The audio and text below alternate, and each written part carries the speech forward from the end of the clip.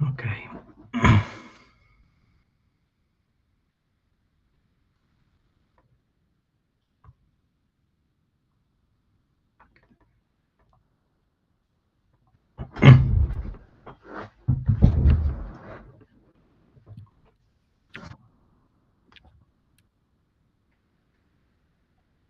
Uno, due, tre, quattro. Buonasera. Ciao, ciao a tutti. Camera. Ciao.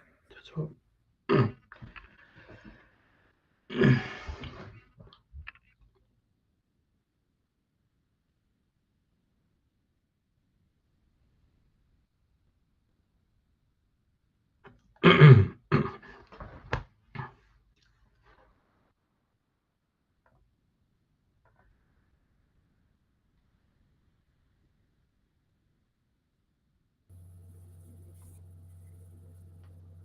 Salve a tutti. Ciao. E adesso silenzio e chiudo. Dunque, allora. Chiudiamo il video, chiudiamo anche.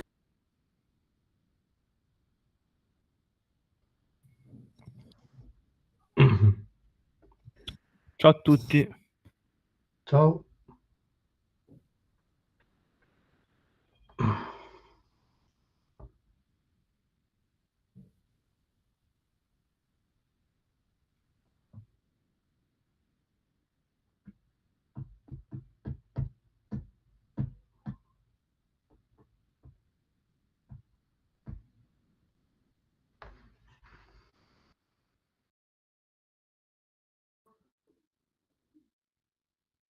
Buonasera. Buonasera.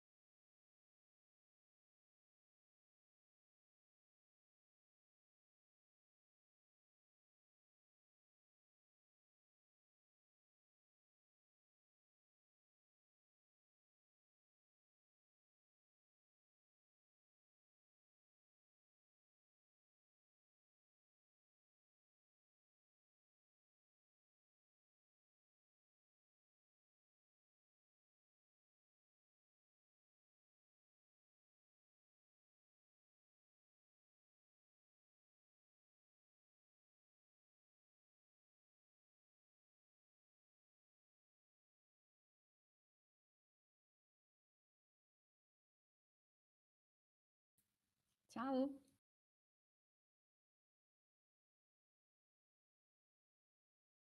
Ciao. Ciao. Ciao, ciao. Buonasera. Ero in mute. Se posso chiedere chi è K? Uno, due. Niente, ok.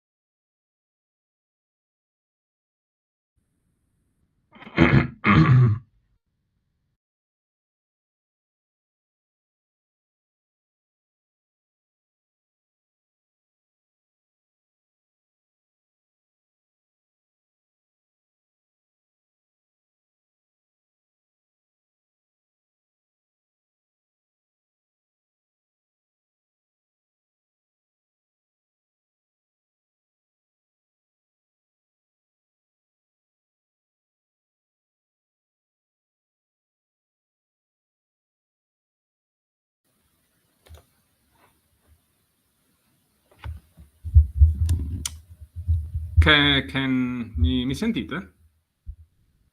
Sì, ti Io sentiamo. sì. Sì, ti sentiamo. Sì, forte e chiaro.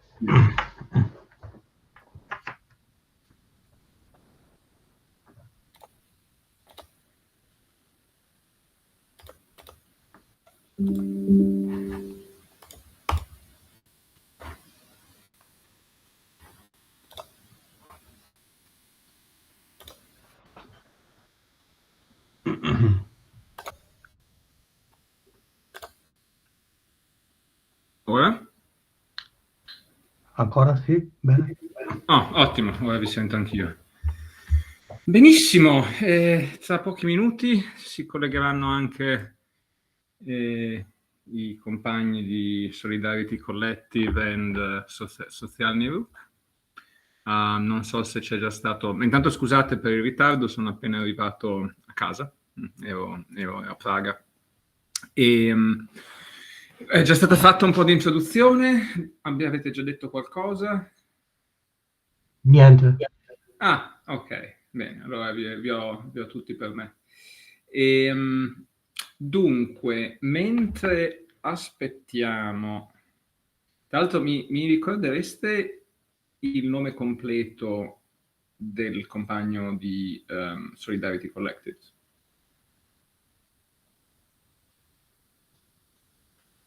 No, ok. Il nome qual è almeno?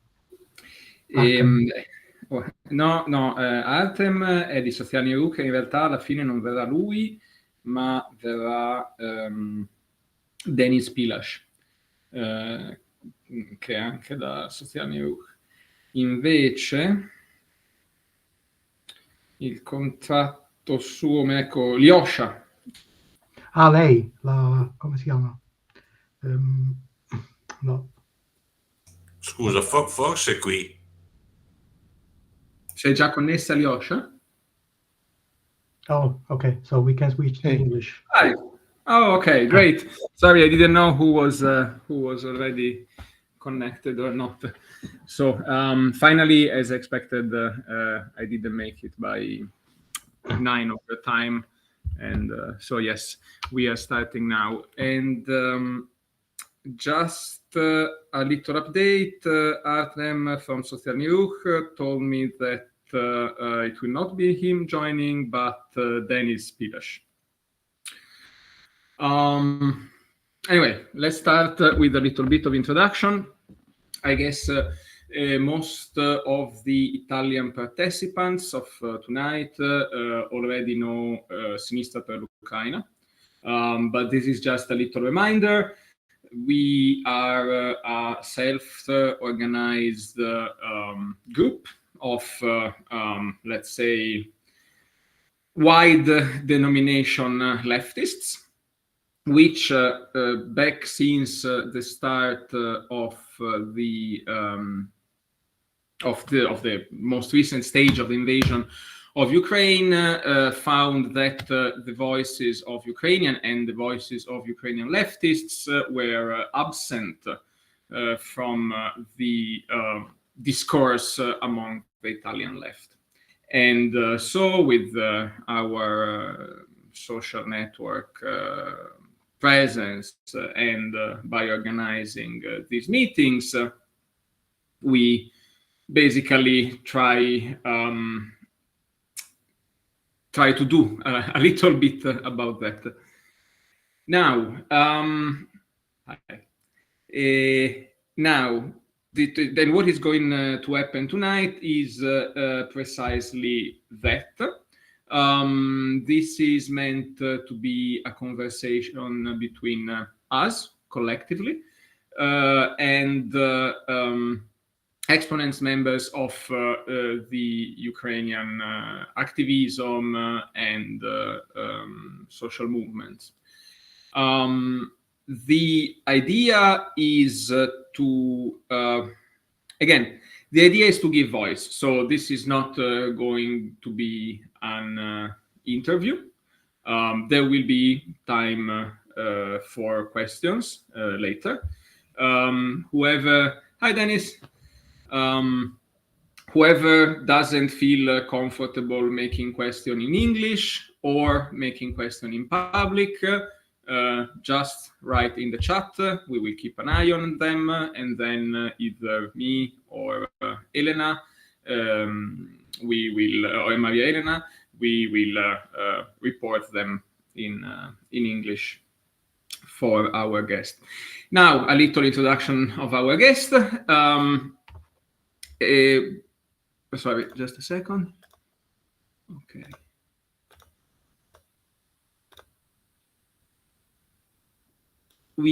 Tonight we are with members of Solidarity Collective, in particular Alesky. Solidarity Collective is an organization of what's the right term? Grassroots, bottom-up, anarchist organization focused on volunteering, participating to the fight against the Russian invasion, providing for the people that live in the area, in the areas involved in the war, but that's to say all of Ukraine. And then we also have, just a second, Denis Pilash from Sozialny Rukh, social movement, which is a socialist activist organization involved in labor activisms and again organization of mutual help and in general what's the correct term? well, I guess solidarity, the solidarity of people that have to face an invasion sort of sums up their activities at the moment. But I also think it's better if you introduce yourselves, and I'll let you do that in a second. I will just add what we are, as Italian leftists, our discourse, our mainstream media is always focused on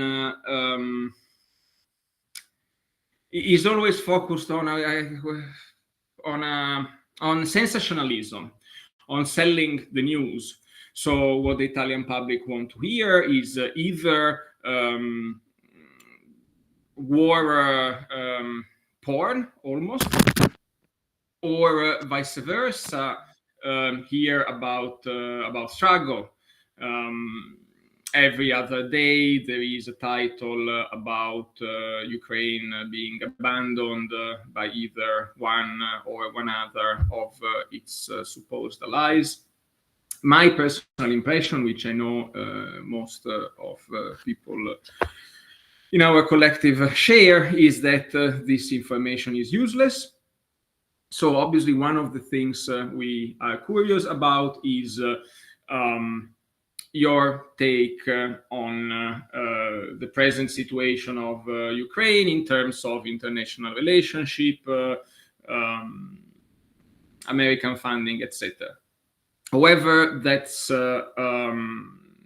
however, we also know that that's less important compared to, well, your direct experience and activism, which is independent by the public opinion of European countries. And so we are also happy to know about that. So now, in whichever order you prefer, if you want to tell us a bit more about Sozialny, Rukh, and Solidarity Collectives, about what you do, and, well, about anything you want to share.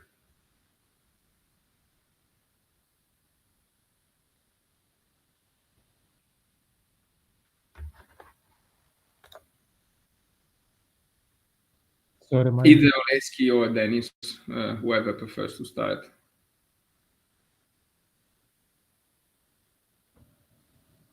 I guess, Alexei, have you spoken just now? Or? Yeah, I just said that my internet disappeared for a few minutes, so I missed the last few minutes. You didn't miss too much. It was the introduction. Yeah, and I invited either one of you, whoever wants to start, first to share anything you want about the respective organizations.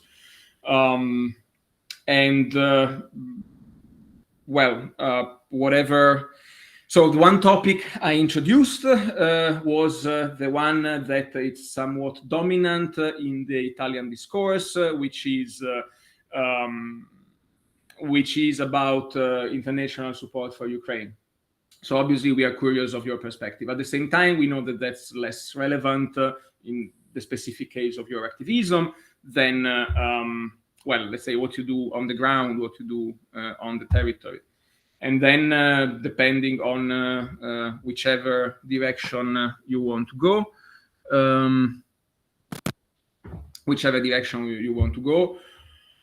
there's, I guess, a multitude of topics that we would be curious about. One, for example, since the 7th of October, and the coming back on the stage of the topic of the war on Palestine, how the Ukrainian society reacted to that, if that's, again, something that you are interested to talk about.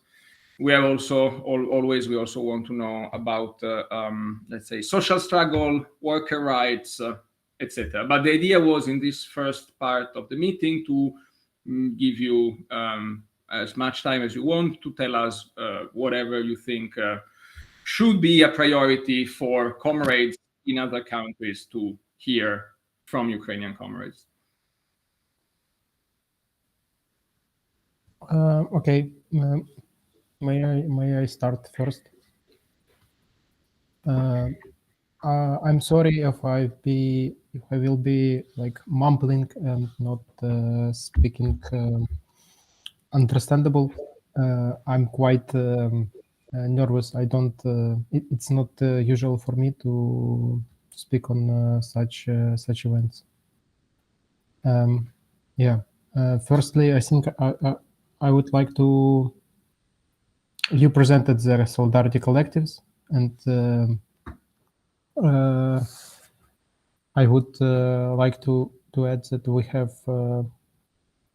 we have several directions in which we work. We have a humanitarian direction, and also we help military. We help our comrades who went to military. We help with equipment and sometimes with weapon. And right now it's our two main directions, and it seems like this will be the same for next year. And we see next year, like 2024, as quite a big of a challenge, because it seems like it will be a year of some changes and preparation for some like military advancements. And right now we started a small sub project of creating small FPV drones for our guys in military. We have few operators who use them, and we started learning and creating them because it seems like this is the way in. This is one of most efficient weapons and tools of resistance available for us right now. Yeah, you've been. You said there is also a topic of international support, and to which I would say that it's true that we have less international support than we had a year ago, and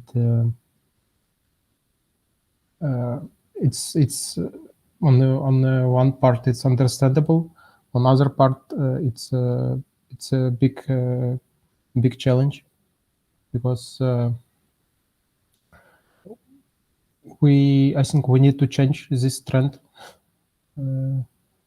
of decreasing international support. I think that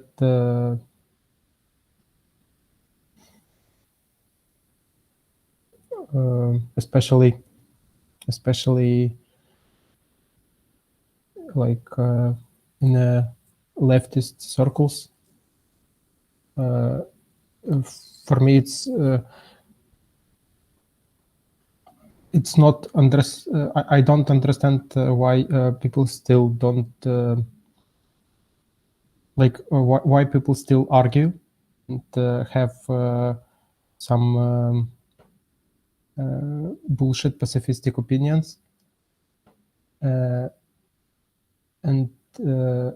it's almost 2 years. We are trying to to communicate, and like some things change and some things don't change. This I don't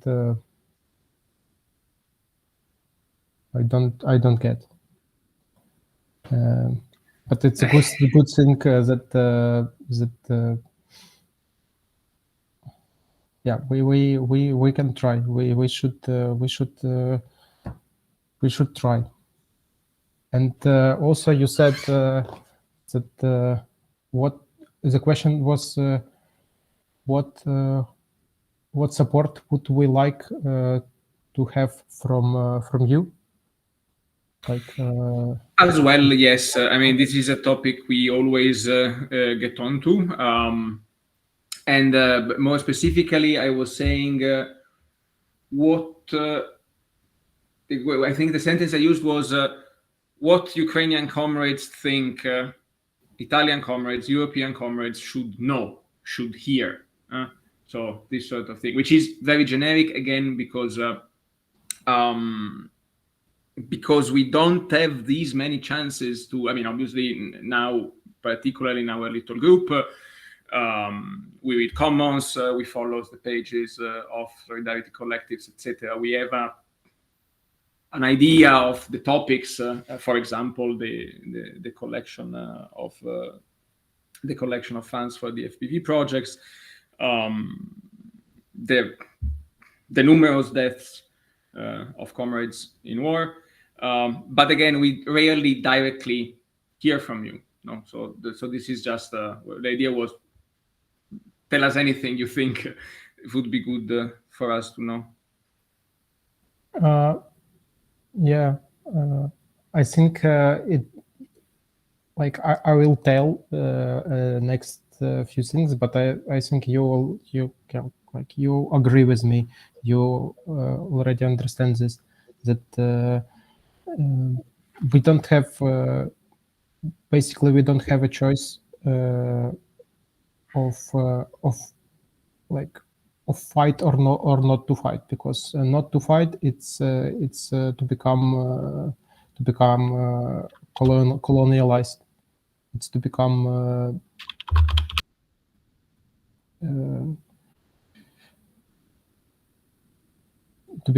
even more oppressed, and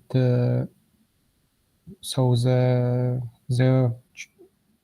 the choice that we have is the only option that we have is to fight, and like we need to make decisions. Like we should pass this point of discussion of to fight or not to fight, to support military or not to support military. I think like it should be settled, and if you have like questions or opinions about that, we can like we need to solve that first, and then we can. So yeah. actually, I connect to that because first of all, the question you were posing, which is how is it possible that we are still questioning what's the right thing to do when it is so obvious that armed resistance is the only response to an armed aggression, and armed resistance is not armed resistance requires a functional military, requires weapons, requires money, actually more than everything. That's at least my understanding. Obviously, I'm not. And we have been in our circle, we have been wondering a lot of why it was so difficult to interact, to engage with a big chunk of the Italian left, and even an Italian left that I don't know how much you know of us, but a big part of what means to be an Italian leftist is the myth of the resistance against Nazi fascism. We had an invader, and it was kicked out with British weapons, with American, no, more British weapons than American weapons, I guess. And it was kicked out by Italians taking arms and actually often fighting other Italians, but that's another bit. And so it was particularly jarring when Russian propaganda, I believe in part the effect of Russian propaganda of a decade or more of unchecked Russian propaganda on the Italian public was creating pretty much an anti-Ukrainian sentiment that then made a lot of people say, oh, this is one thing, that was another thing, which even if it doesn't make that much sense. Now, a thing we have been talking about is how to try to affect this, but this is then becomes more a topic of us, Italy, and that's, apart from the fact that it's really a clown word, in that the kind of public discourse that we have on the topic is almost embarrassing. A thing that there was a sentence that struck me. I can't remember which Ukrainian activist said it, and then I want to remind it then for either you or Dennis tell us more about it. If I remember correctly, the sentence was talking about the political future of Ukraine, about elections. It says the next parliament will be a parliament of people in uniform. And what he meant by that was that right now, military and people engaging with the military are among the other things, putting their lives on the line for the Ukrainian people and for Ukrainian people that know that this is happening. They're acquiring social capital, so to speak, that can then brings them in positions of authority. And this was being said in the perspective of this being an important opportunity, maybe is the wrong word, but it's a space that needs to be occupied, so to speak, by leftist forces. Meaning there's a leftist, from what I had understood from that point, was that leftist forces in Ukraine don't have the privilege that leftist forces in, for example, Italy have of saying, war is not our business. Business is a thing, war is a thing for right-wing people. Weapons are a thing for right-wing people. We don't deal with that. Instead, now, anarchists, communists joining the fight have the opportunity to show we are here. This space of resistance is our space. It's not a space that we leave to right-wing forces, as from at least an Italian perspective, as traditionally was. So what I wanted to ask you was, to either of you, do you see this? Is this actually happening in Ukrainian society? Is people recognizing anarchists and I use the term communist, maybe that was not ideal, but socialists, or anyway popular social movements, Sozialny, is being recognized as a force for good, so to speak. Is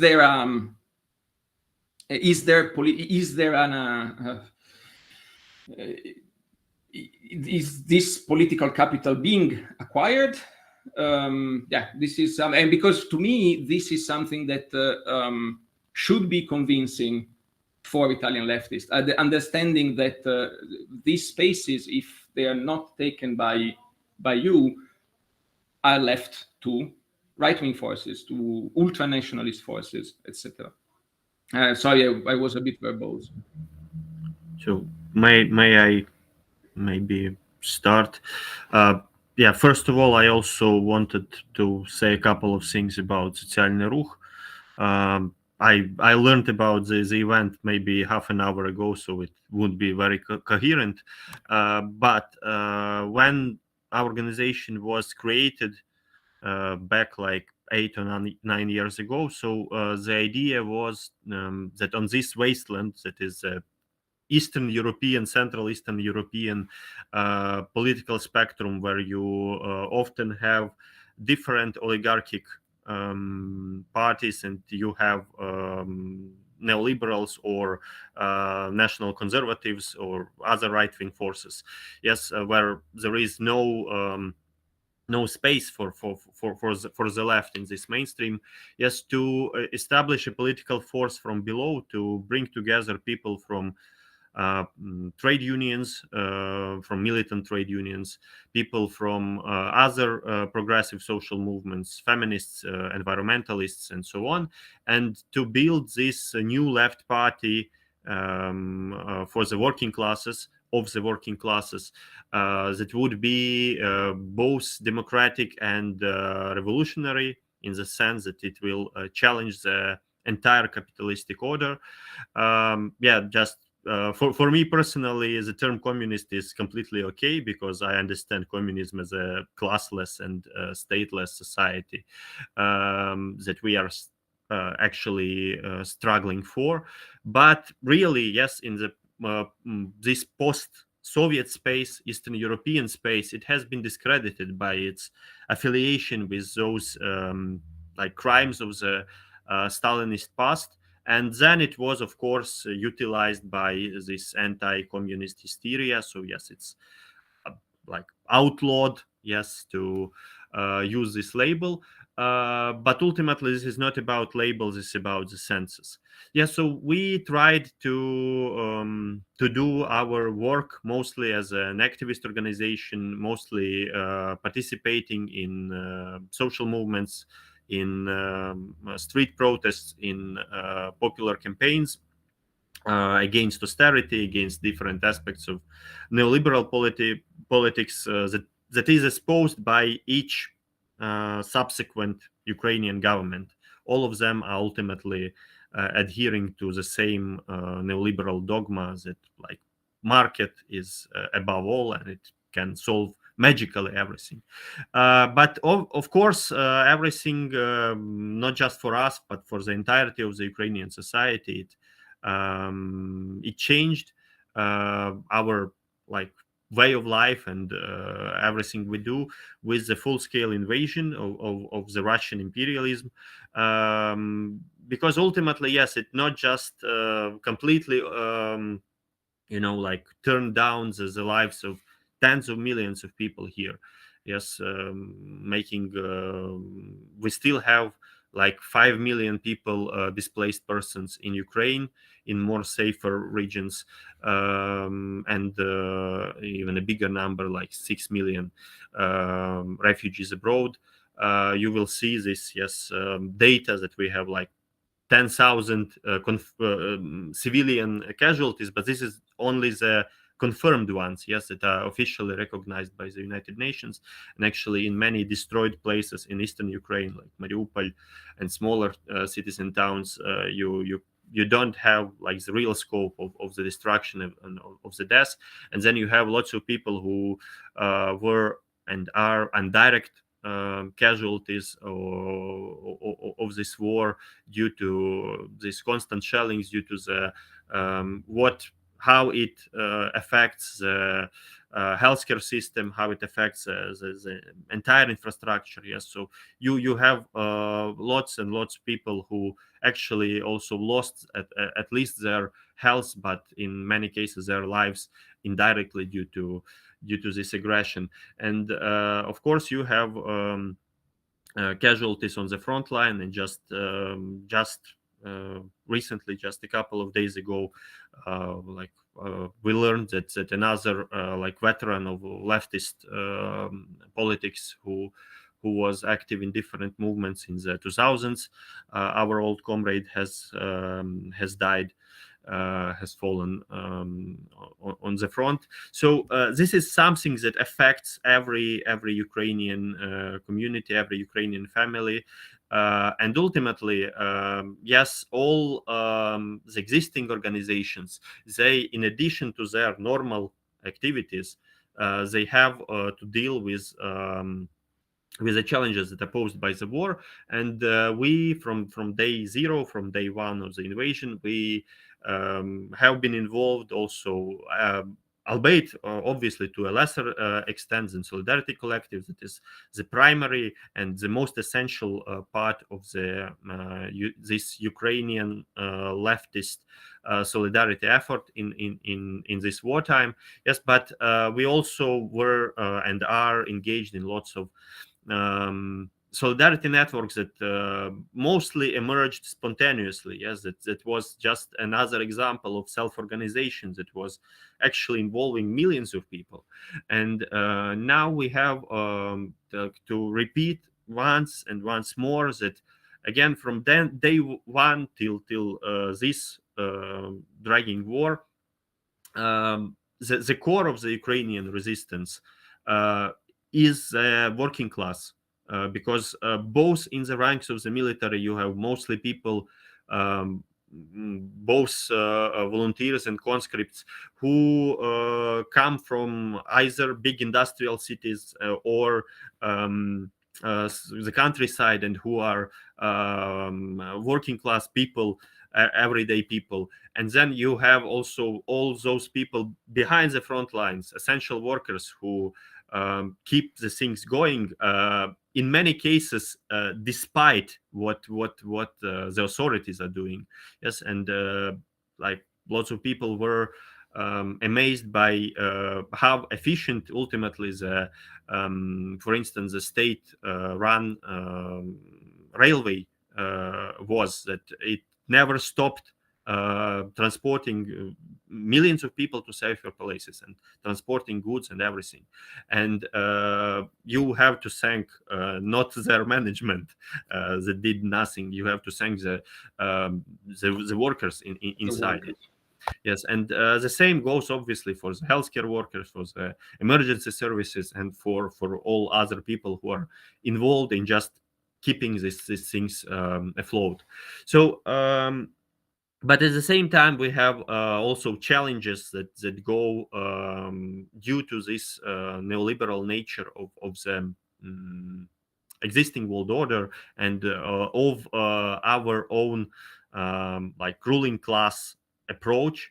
That again, I repeat that it's universal for the entirety of Ukrainian political forces, that they try to keep business as usual. They try not to challenge these foundations of the neoliberal capitalism, and thus they try to rely on the same free market mantras in the wartime, albeit they like the objective reality and the experience of the previous wars. It's shows that there is what's needed is something different. Yes, you need a wartime economy that would rely heavily on public sector, on planning, on everything.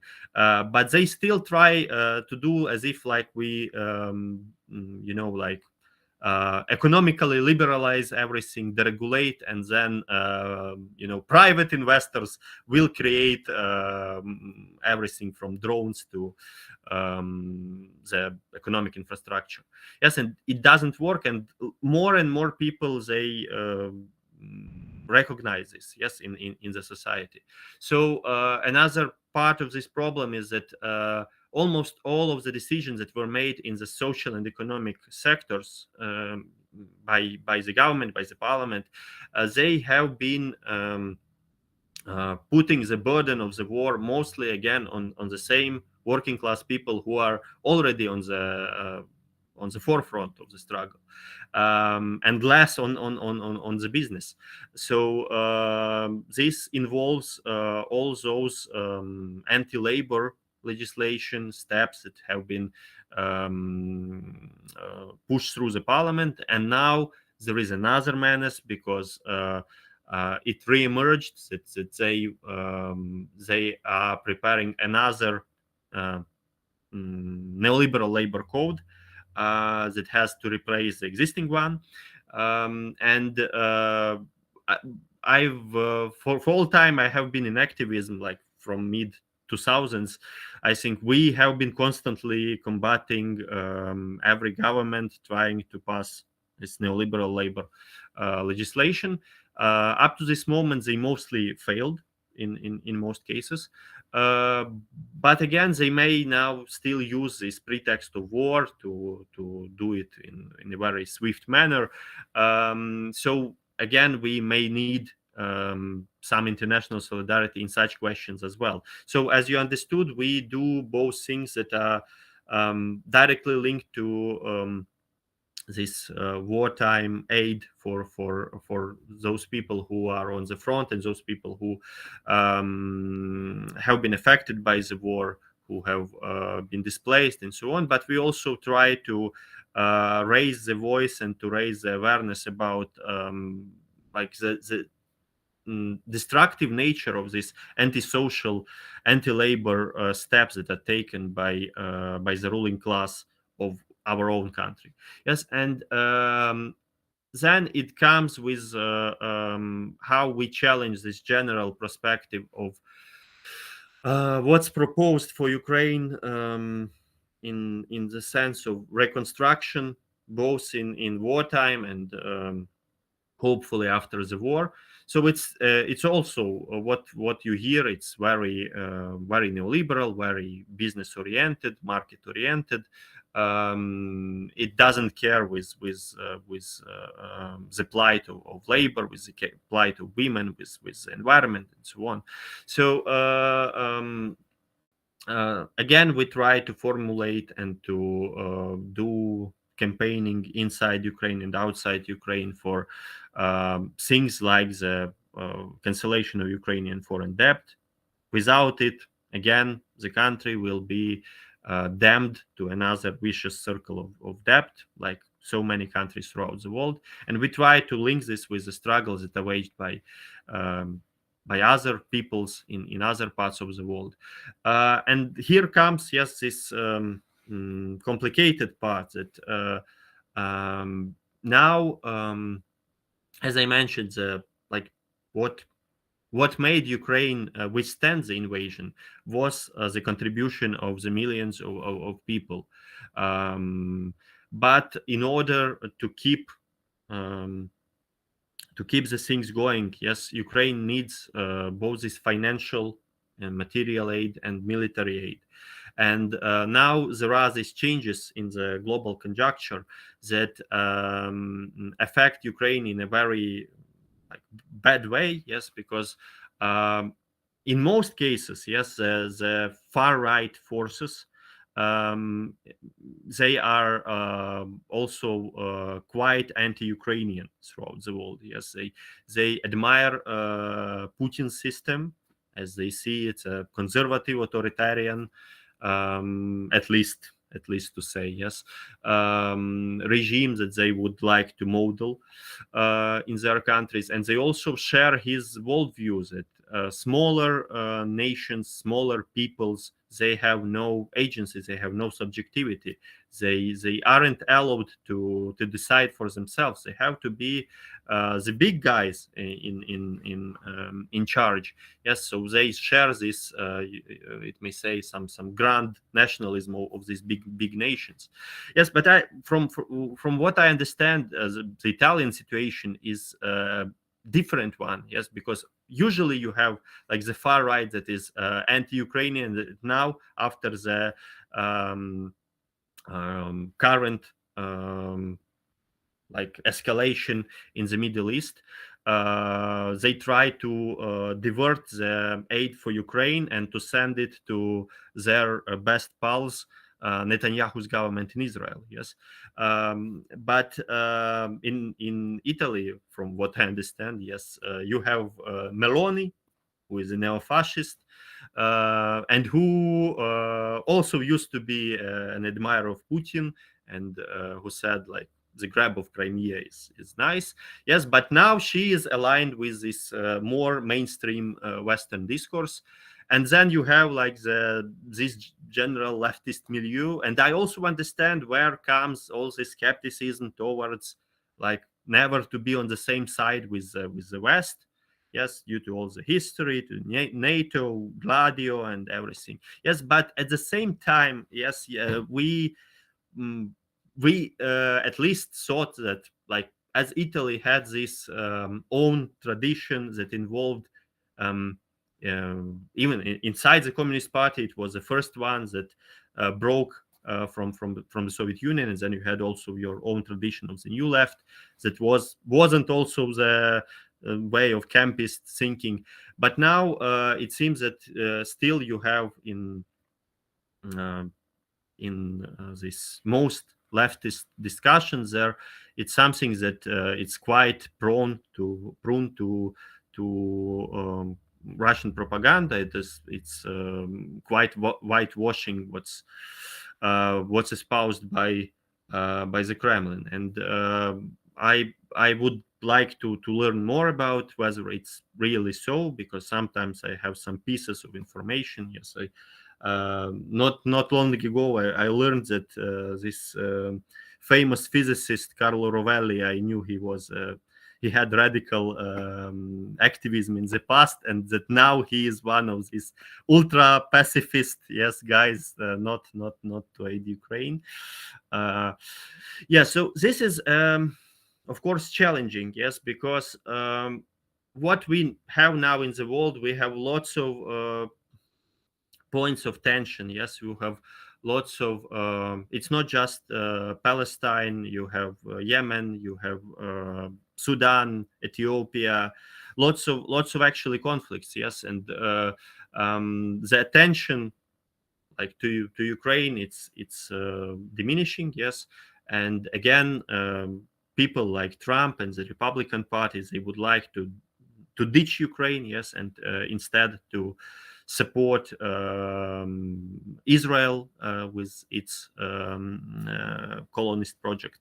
Yes, just you also mentioned this question about how it was perceived in Ukraine, and I also have this the October 7 events and what happened after.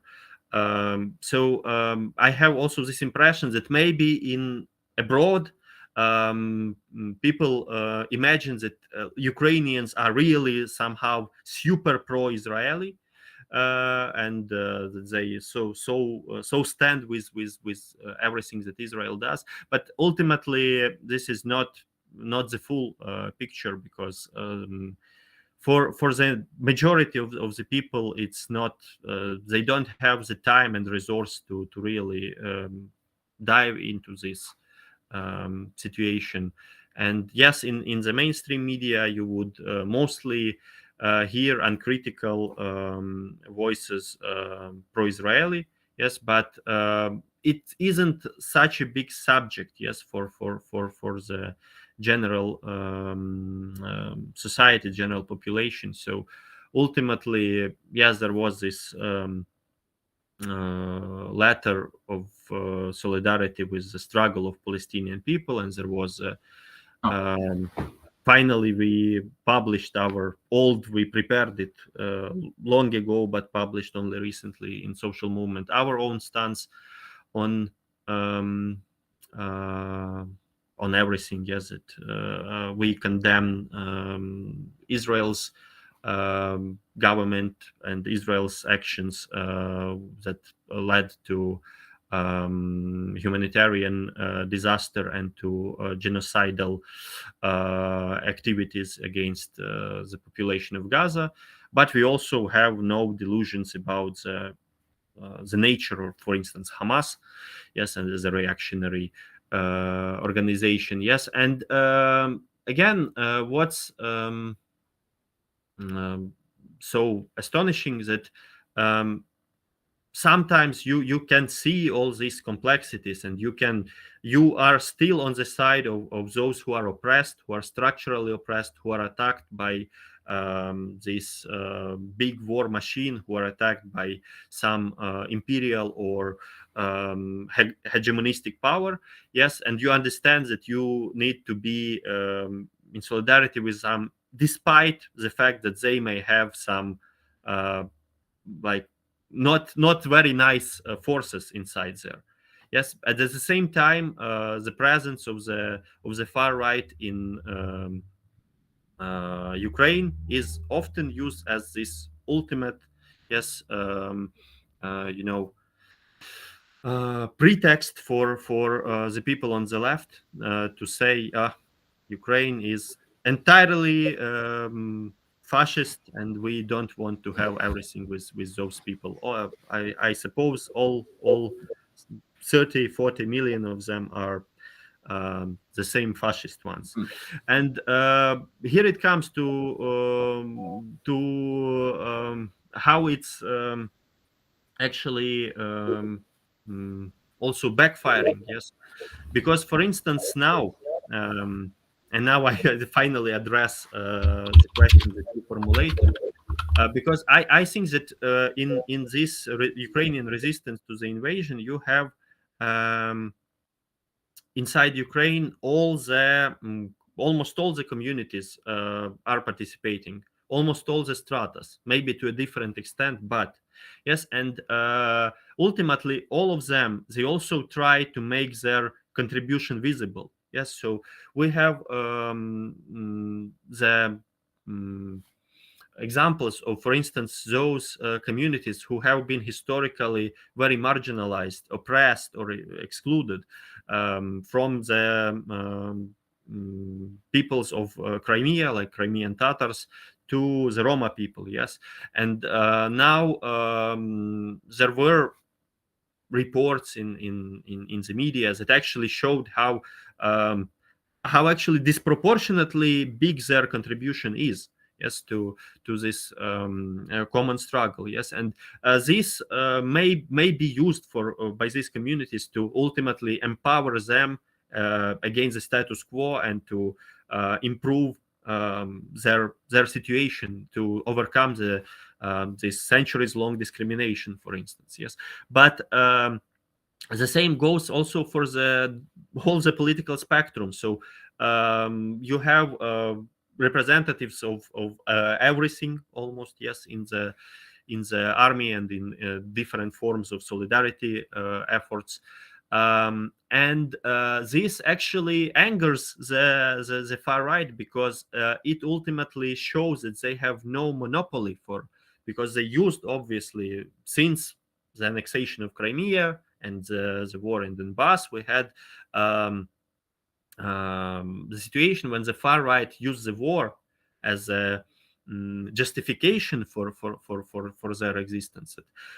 Yes, they were minuscule in terms of popular support. Yes, the general population, it never supported such forces. But at the same time, they could say, we are so patriotic, we are on the forefront, and we do everything, because actually, yes, these are people obsessed with the war, so you expect them to be there.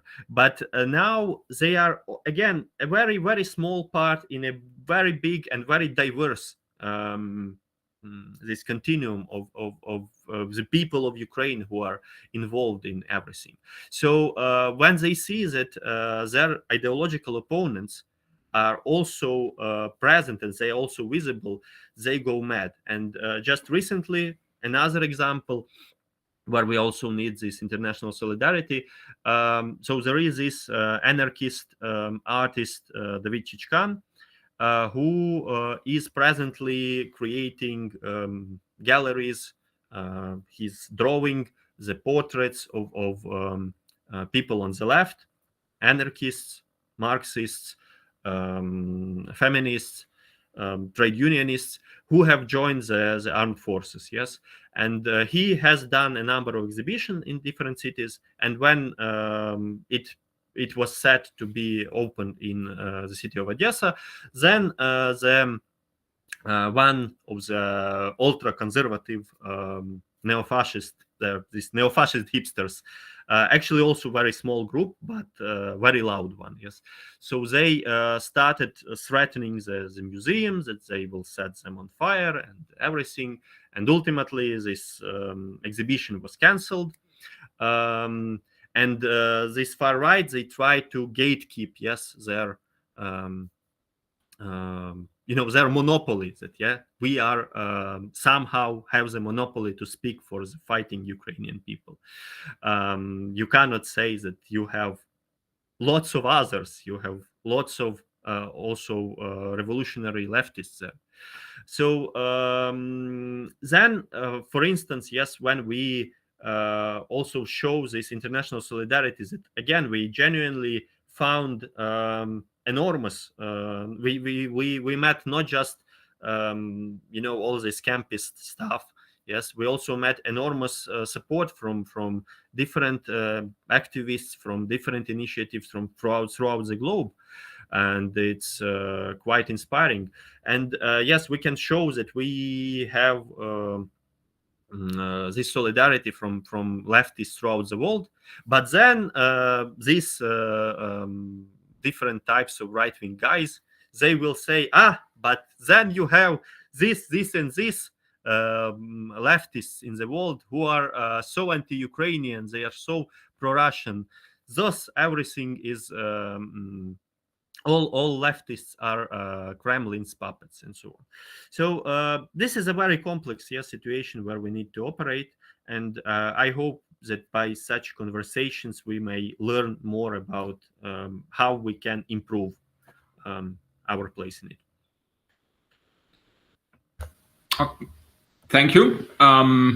You talked a lot. You touched a lot of points. The first thing I wanted to tell you,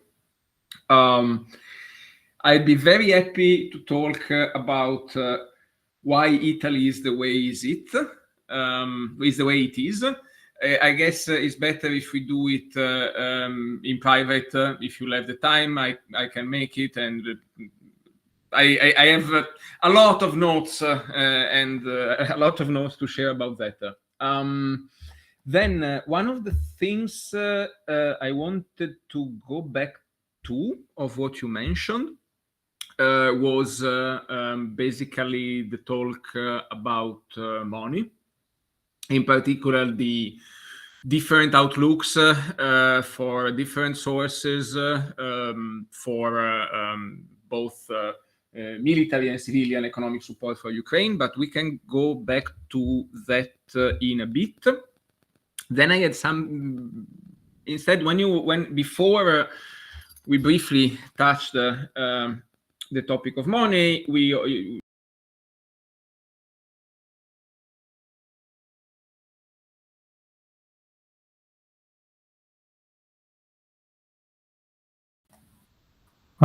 you have your microphone muted. My fault. Thanks. My That fault, must guys. have So sorry. Yeah, no. Thank you for telling me. Okay, I went on a while like that, I guess, or did I turn it on by mistake? It was maybe a minute or less. Okay. I saw it. Sorry, guys. It was the room admin who Yeah. clicked something wrong. Okay. I thought it was me. So going back a bit, there were a number of things I wanted to go back to. One is the, let's say, dialectic between the anti-labor, anti-demonstration, let's say, possibilities that are given to a state during a war, and its interaction, however, with the opposite that you were mentioning, which is the networking and the taking of the center stage of workers in a situation of war. And afterwards, I would like to know a little bit more about that. Before, however, while we were on the topic of of popular support, I wanted to link to what Alesky said about, for example, the drones, and I wanted to connect to the crowdfunding aspect and to what specifically and to this volunteering aspect of support to the armed force, because I think it's a topic that is really, really alien for us. It's really difficult to understand, not from a moral perspective, but from a practical perspective. So first of all, I'm sharing in the chat, and this is for us, not for you, the post from Solidarity Collective about the collection of funding for, I think, electronic warfare system against drones. Maybe Aleski can explain a bit more.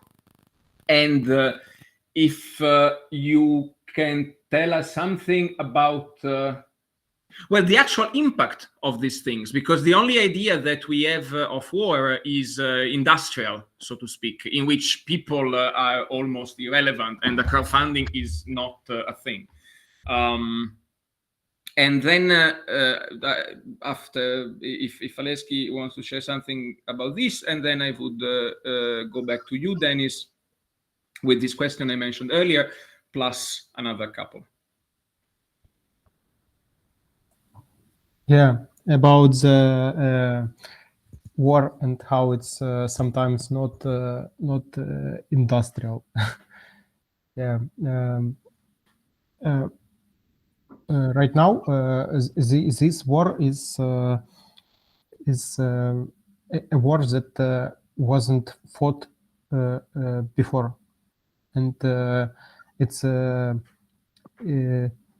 war of technologies, and we can see that, for example, maybe I think from very beginning of full-scale invasion, soldiers they had a lot of commercial drones like Mavic and Autel, and they basically were used for reconnaissance. But the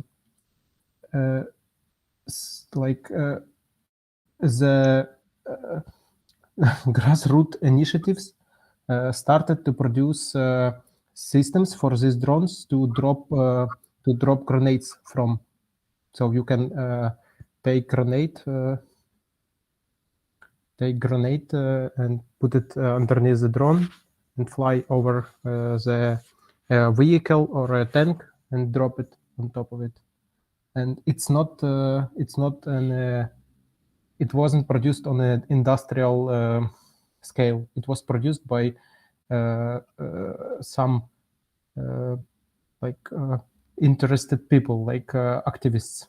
They were printing it on 3D printers, and buying some electronics from China, and then it mutated, and we started to make a drone with that can hold, for example, like a rocket from RPG, and you can really precisely hit a tank or a vehicle with that. And also, it was made by military guys or volunteers, and then it started to scale up. So the big game-changing technologies and big game changers were created were created from below, and yes, it took a lot of time so the industrial complex and government would see that as efficient and pick up it. But because when you do it in a small scale, and when you do it with just like small team of volunteers or soldiers who have some time and knowledge, they can do it like they can go through stages really, really fast.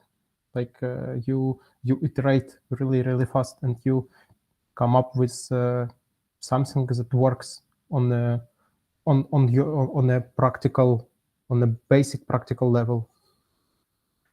Yeah, that's and that's the reality of modern war, because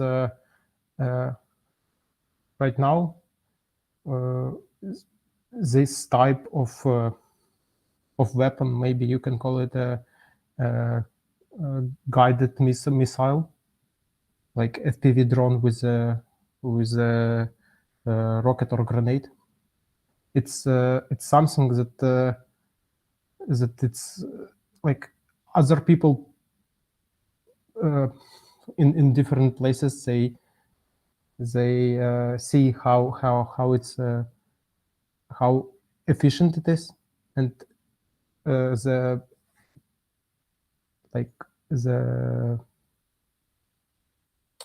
war won't be the same. Like it's the way how it's gonna be in the future. And so also we need like Russians use these weapons the same way we do. So we need some protection, and that's why we are right now collecting money for electronic warfare. It's stations that can cut the radio signals from the drone and to the drone, like enemy drones. So it saves lives of our soldiers, of our comrades. Thank you. So for about this, I shared in the chat the post that whoever is interested can also find on the Facebook page Solidarity Collectives and on the Facebook page Sinistra per Ukraina for the funding. And yeah, everybody obviously is welcome to contribute. Did you wanted to add something else on the topic?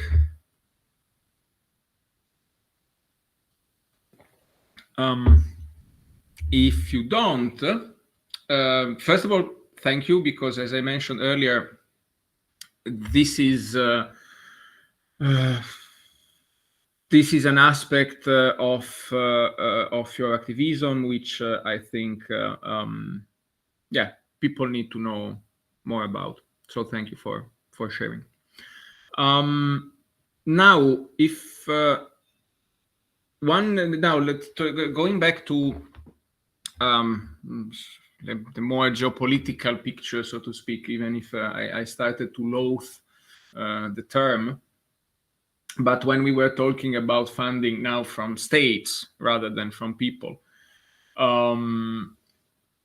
I was personally, recently, I honestly, let's say, I used to be looking very closely to the aid packages and what was going on and the debate, etc., etc. Lately, I didn't so much for a combination of factors, which now is irrelevant. But what I understood was that two main topics and sources of funding. Well, three. Okay, there is the European support. The European support is getting pledged and repledged. It's not great compared to the American, and it's being used mostly by Orban as a basically political tool, and is now lobbying to basically have one veto option per year or something like that. Then there is the American funding, which is, if I understood correctly, now in a bit of a limbo, in which, again, as you mentioned, then is Republicans are basically trying to use it as a bargaining chip to obtain other things that are relevant for them.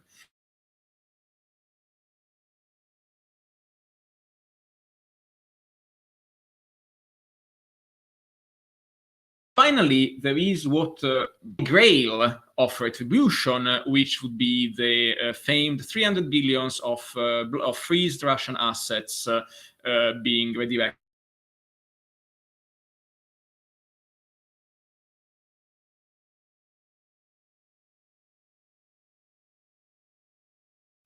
to Ukraine. If that's something you would like to talk about, of either one of you, your take on this very simplified picture I introduced. And in particular, I was curious on how much, for example, the Russian asset thing is seen as realistic, and what forms of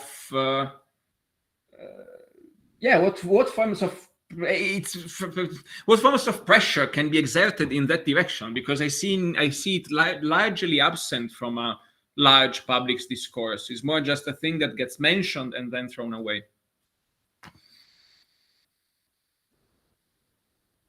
Yeah, so I haven't heard all the parts of the question because sometimes it was like freezing, I think, but I got the general notion. Yeah, so let's start with the last component. Yes, you mentioned the frozen Russian assets, and this is something that again we and our comrades abroad have been raising this issue from the beginning. Yes, that it's quite natural, yes, to use properties and assets of those people who are connected as part of the ruling Russian elite to Putin's politics and to his military crimes. Yes, that they should be used to neutralize the outcome of that crimes. Yes, for the reconstruction. But ultimately, it seems that this question it's remains still a rather uneasy one. Yes, for the ruling classes throughout the world, because this sets a precedent.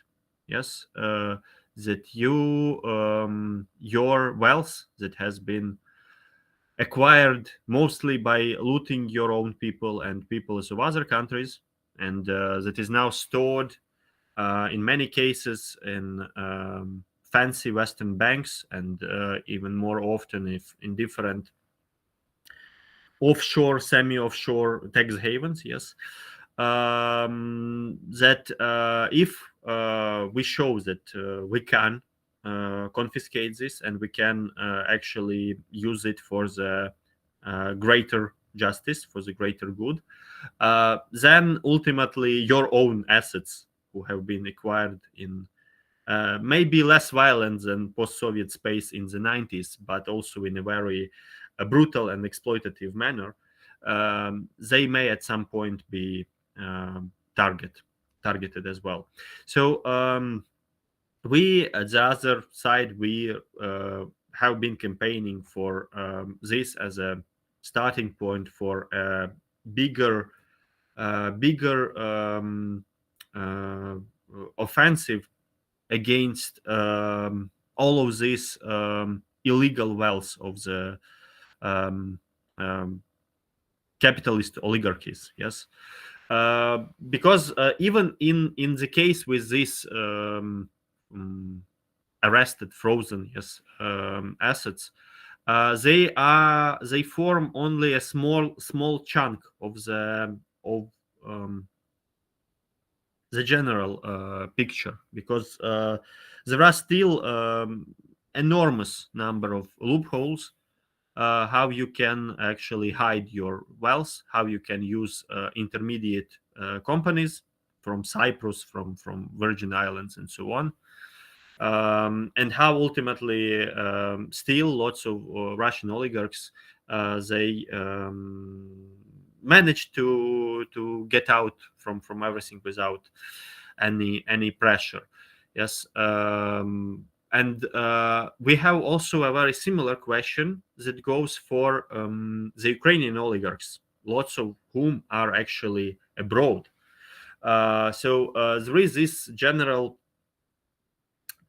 consensus inside the Ukrainian society. Yes, Ukrainian oligarchs are despised and hated by everyone. And ultimately, even Zelensky was elected with financial, his campaign, and had financial support of one of the oligarchs, Kolomoisky, and he included people of connected to other oligarchs to his political party and to the governments. But ultimately now Kolomoisky is in Ukrainian jail, and Ukrainian prosecution is actually wanting a number of major Ukrainian oligarchs. But ultimately, they feel safe in different Western places. Yes, so we have one oligarch who actually built his wealth on development business in Moscow, and he was even the person with whom Trump was negotiating a possible creation of Trump Tower in Moscow in 2000s. And he has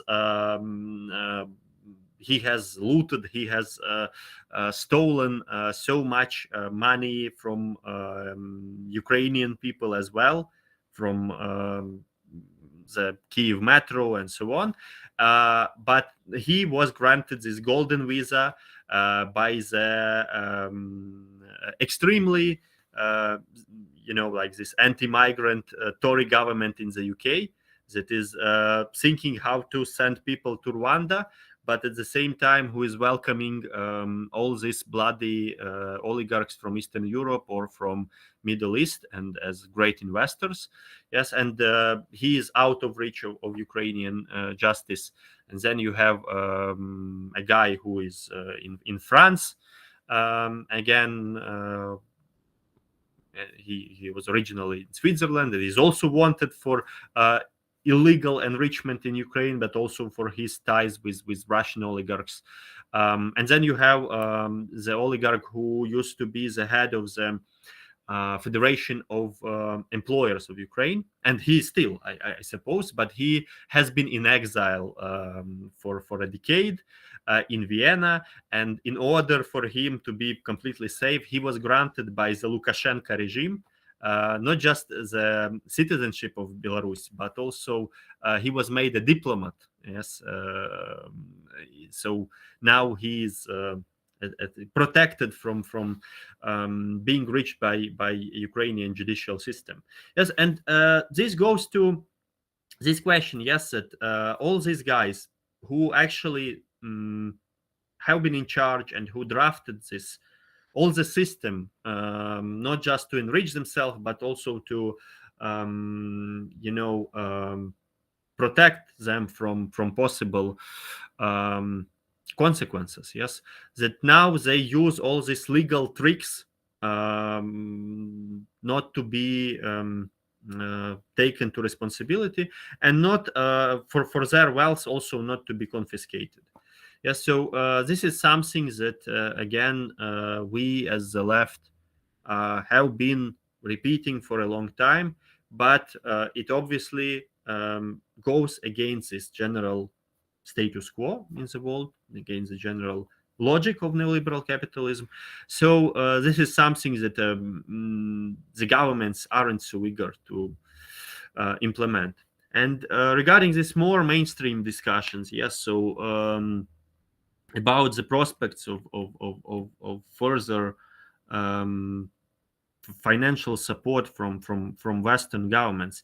Yes, it seems that what we have already seen with the cases of Orban and Fico in Slovakia.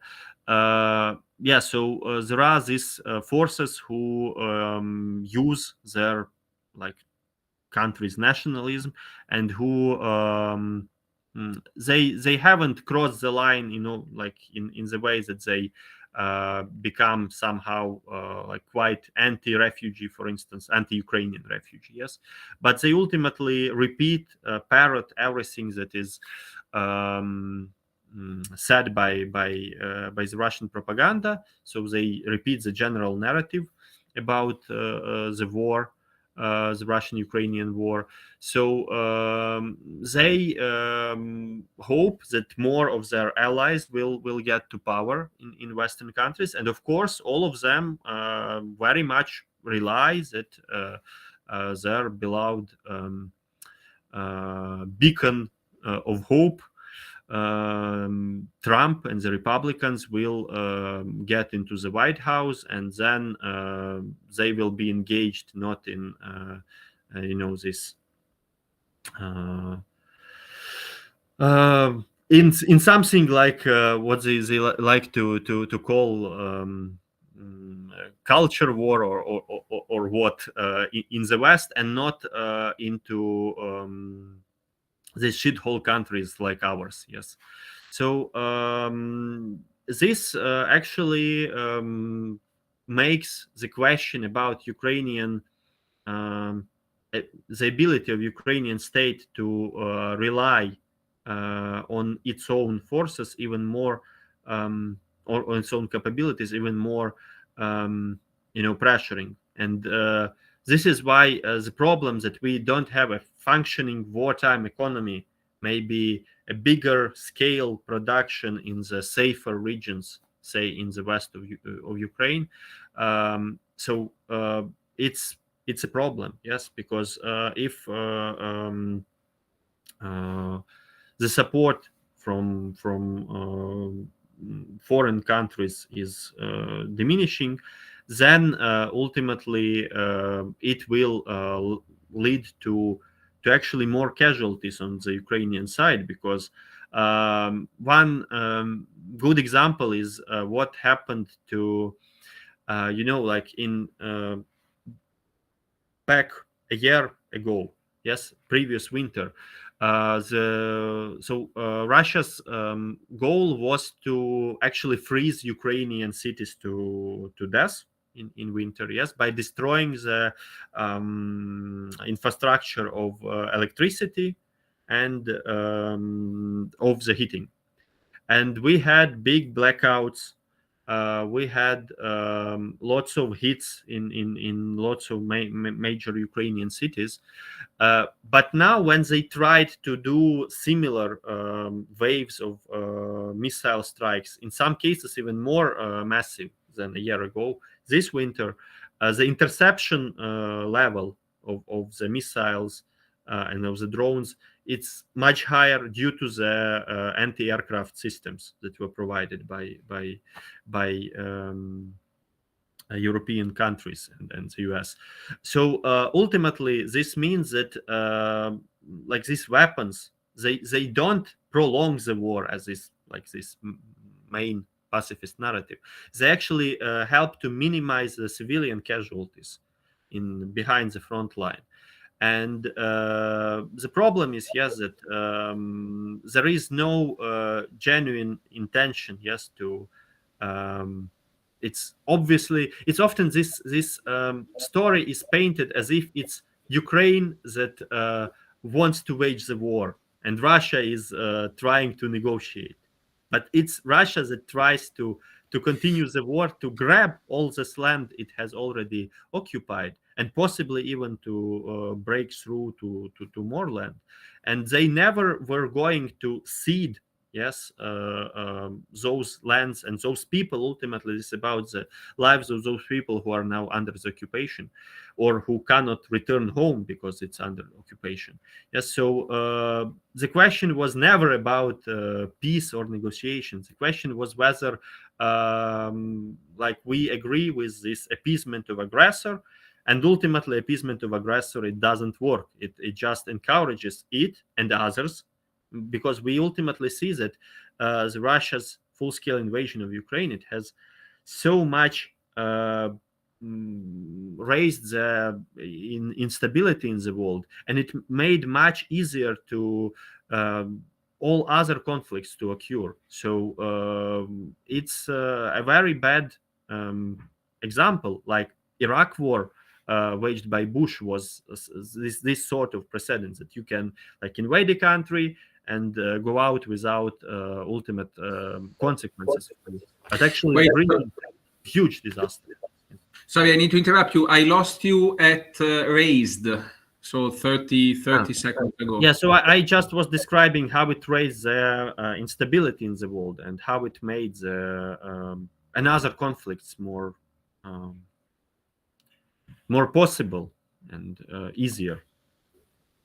Yeah, thank you. About what you just said, in fact, I wanted... So first of all, I think I'll make this little question, and then I would leave, if that's okay for you, I would leave half an hour, 40 minutes for questions by others and wherever the discussion wants to be. What I wanted to say now, connecting to what you just said, in particular about... thank you for confirming what we know. So the hypocrisy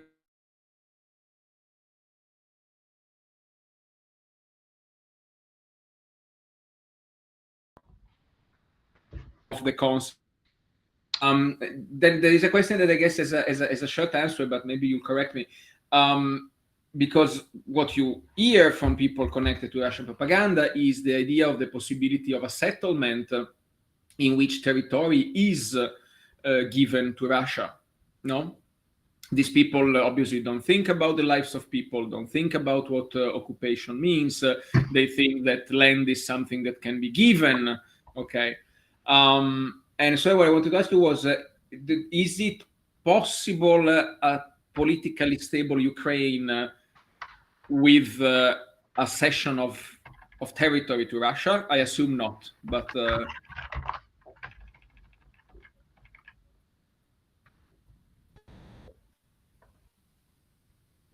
Yeah, no, that was it. Yeah,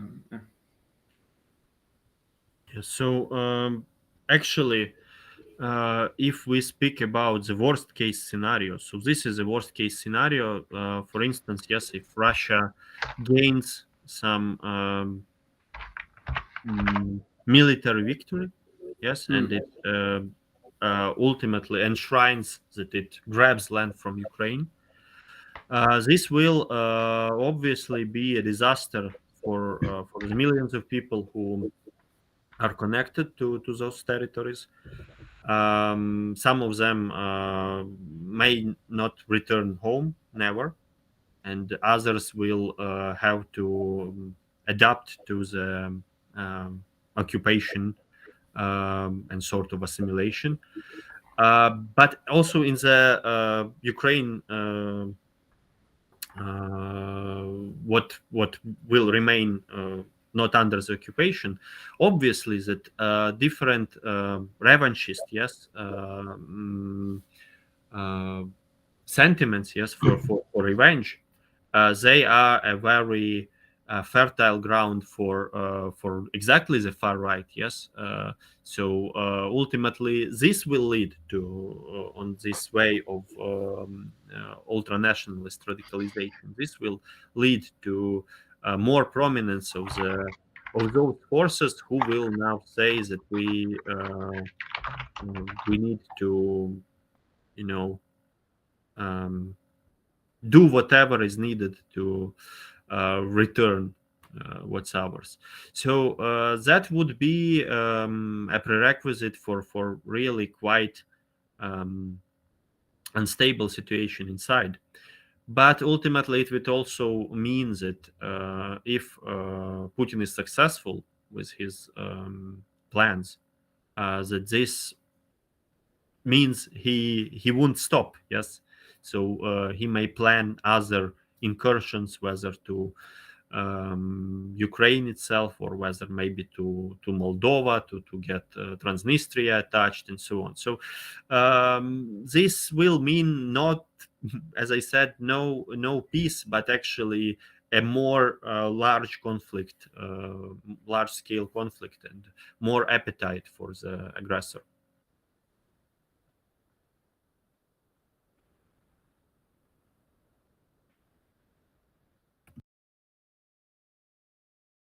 I don't hear you actually. Yeah. Sorry. I'm here. I didn't press the button.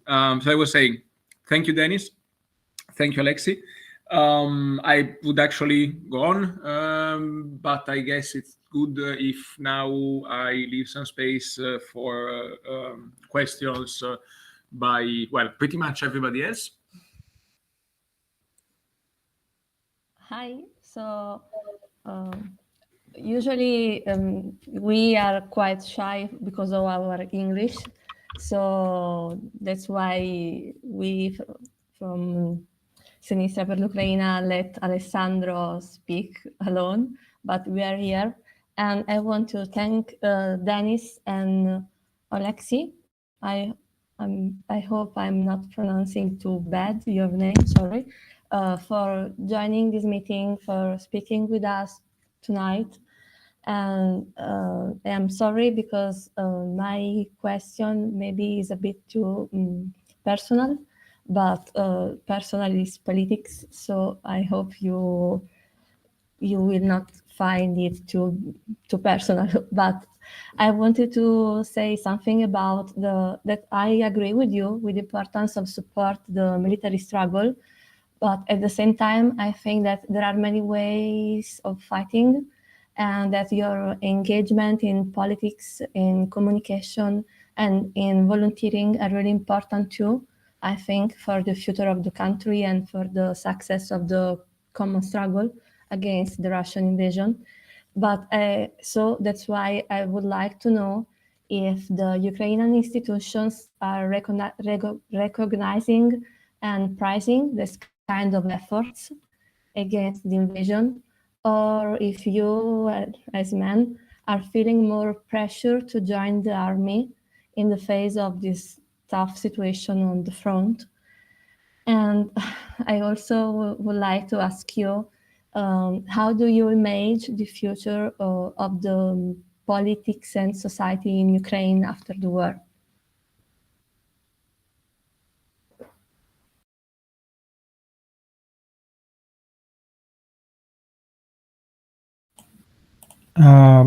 Okay, I may start with the first question, and thank you. First of all,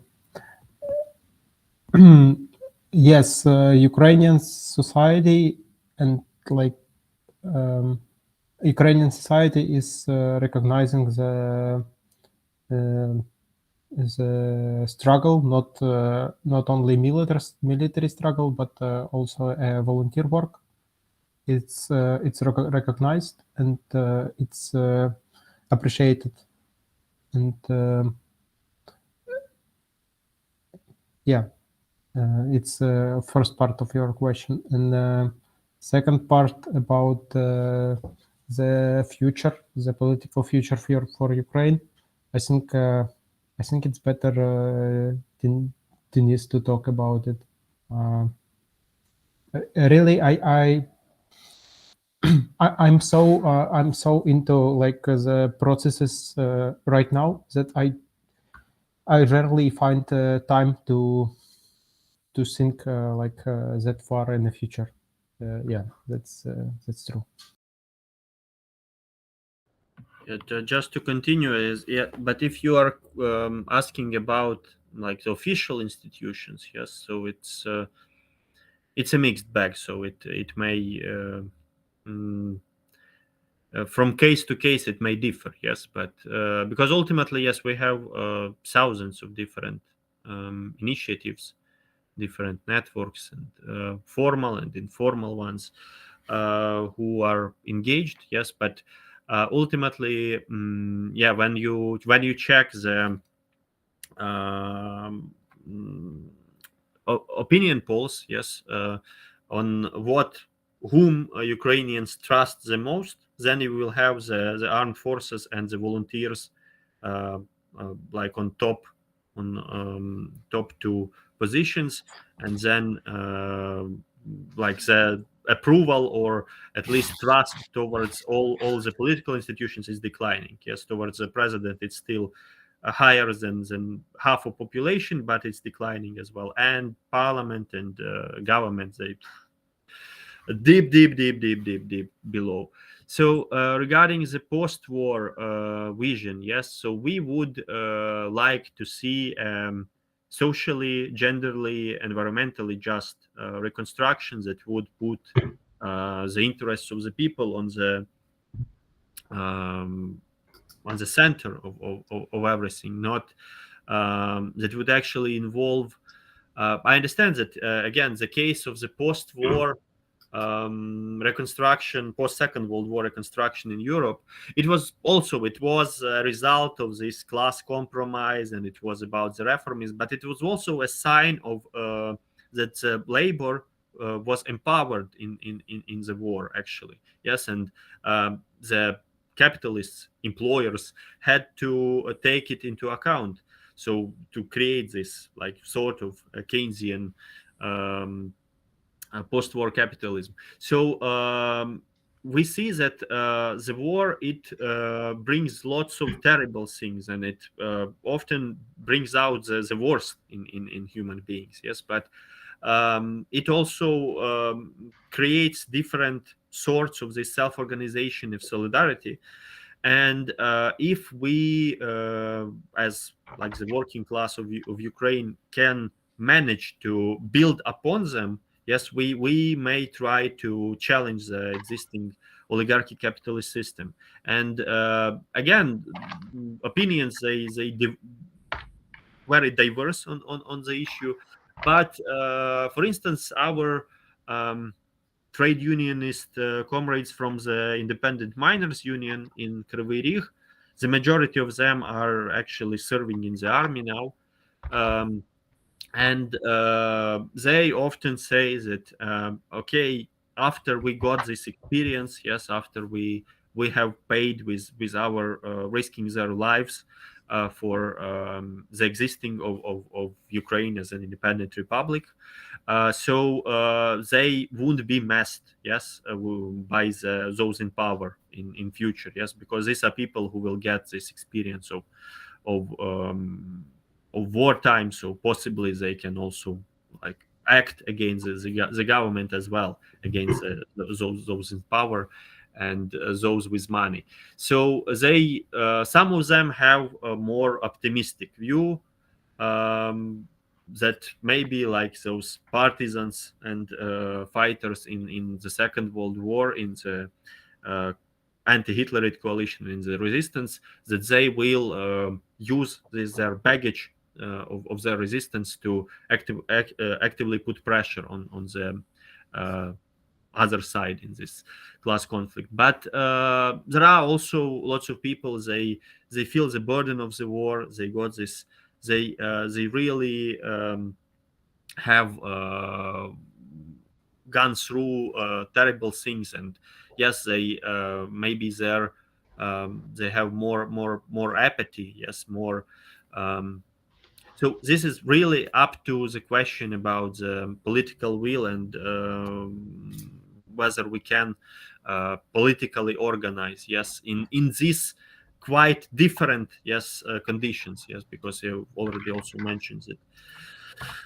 In times of martial law, you don't have like politics as usual, don't have street politics as usual, but still you can find throughout the country lots of examples of different forms of resistance, different forms of protests, from nurses to students. There have been these activities, and maybe they give more confidence that this won't be seized after the war. So, and yeah, there is also this question about the general pressure, yes, on that, including this internal pressure, yes, because lots of our comrades are also now fighting, and some of them have been fighting from the first day. So it's 2 years already. It's too much, yes, and you need to rotate people. And ultimately, now they want to, like the parliament is suggesting this new law on mobilization. It will be harsher, yes, because but at the same time, it gives the prospect of those who have been for more than 2 years fighting to ultimately demobilize. So this is a complicated question ultimately, yes, but even in case of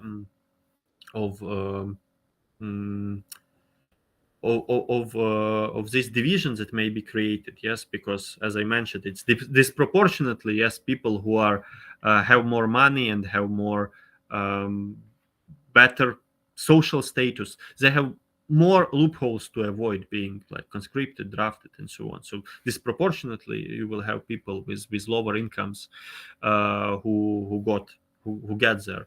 Yes, but still, it doesn't mean that those workers who remained behind the front lines, who do their ordinary work, that they aren't. Yes, as you mentioned, they do the same contribution. Yes, no, not maybe the same, but they do the contribution that has to be evaluated as well.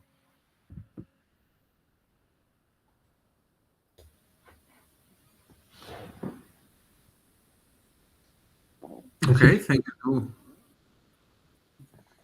Thank you Thank to you. both of you.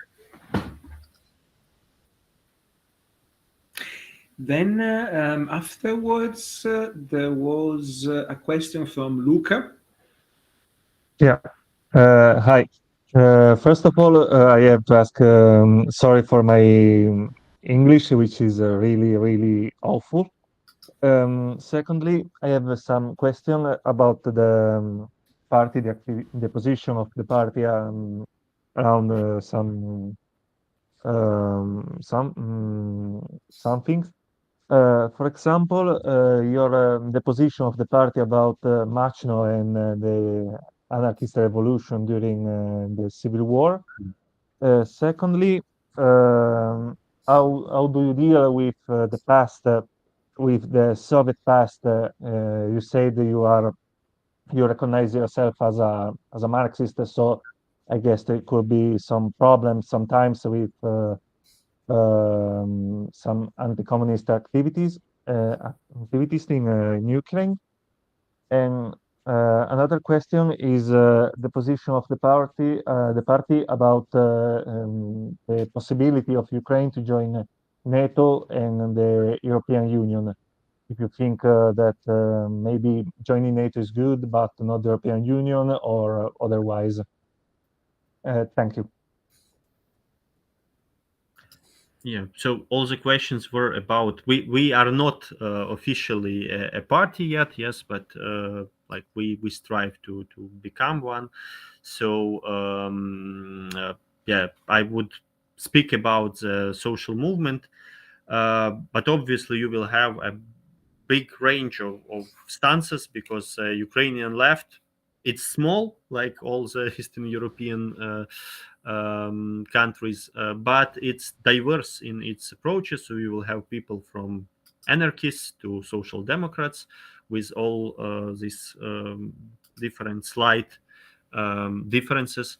But we tried to be as inclusive as possible, including that concerns the past, because actually, and this is a thing that right-wing conservative nationalists wouldn't like to speak about, but the majority of important figures in Ukrainian culture and in Ukrainian national liberation struggle were firmly on the left. Yes, so we had a big tradition, lots of traditions, yes, of socialism and anarchism in Ukraine. And like the most famous writers, Ivan Franko, Lesia Ukrainka, so were socialists. She was also the second one. She was also a feminist. There was this big upheaval of the culture in the 1920s after the revolution, and all of these people were revolutionary socialists. Some of them more radical than the Bolsheviks. So there are different groups that try to stick to some of these traditions, yes, and to claim that all others are wrong. But we see that yes, all of these people and all of these currents, they had a common goal of emancipating the humanity, emancipating the person, emancipating the women and men. and lots of them, they combined also this social liberation with anti-colonial or anti-imperialist liberation of the peoples. In this way, we recognize the contribution of all of these currents. And I think that throughout the world, if you ask about, if you do a survey with people who were born in Ukraine, and you will have Trotsky and Nestor Makhno in the lists as most recognizable people coming from Ukraine, and people who actually had these ties with their origin in Ukraine. So Makhno is yes, it's he is quite an uneasy figure for the state propaganda, albeit it also in some way sometimes it tries to incorporate him also like one of the Ukrainian heroes who fought for freedom, sometimes blaming him for siding with the Bolsheviks and for being against the state and so on. But I think he's probably one of the best not just recognized but perceived by the general population, because yes, he has this aura, his this context, yes, of a person who was firm in the struggle for the liberation of the common people. Yes, so ultimately, if you will try to triangulate some kind of medium perception of Nestor Makhno, then yes, it would be rather positive. Yes, and yes, we can do like try to do big class analysis and try to explain how, like for instance, Makhno was connected to the struggles of the peasantry in like this part of Ukraine, and then you can find like other leftist groups that were more connected to other sectors of peasantry or other sectors of industrial working class or non-industrial working class in the cities. Yes, but we try not to be this historical, like how it's called, yes, people who try to reconstruct history. Yes, this Russian war criminal Girkin Strelkov, who was quite essential for the Russian intervention in Ukraine in 2014, and now who is now sentenced for criticizing how Putin wages the current war. So he was one of these reconstructors for the White Guards, yes, for the reactionaries in the civil war in Russia. They used to put on these uniforms and like to sing these songs about the Tsar. So these are historical reconstructors. We don't want to be like these people. We want to evaluate what was useful, what was maybe faultful in what was done by the revolutionaries and activists of the past, but we try also to recognize all of them. So albeit we are not anarchists, we are mostly we have also anarchists, but mostly we are like in this more Marxist trend of socialism. But we think that Makhno and his movement was quite a genuine manifestation of this strive for liberation. And if we speak about the Soviet past again, the problem with this decommunization processes, yes, and with this one-sided perception of everything, is it loses the complexity of this processes, yes, and by criminalizing everything that happened after 1917 until the collapse of the Soviet Union, for instance, yes, but it was a very contradictory process, yes, and again, some people in our organization, they come from some more ideologically confined positions, yes, that have this Leninist or Trotskyist more narrowly background. Some come from something completely different that they don't bother with all this old stuff. Yes. But again, we try to dissect and to find what was progressive, what was ultimately borrowed and actually influenced the liberation struggles, revolutionary struggles throughout the world, and what was reactionary, what was in this Soviet past ultimately led to all those crimes and tragedies and to the demise of the Soviet system, because ultimately both reformist social democracy and Stalinist form of communist movement, they had their point of triumph in 20th century, but ultimately both failed.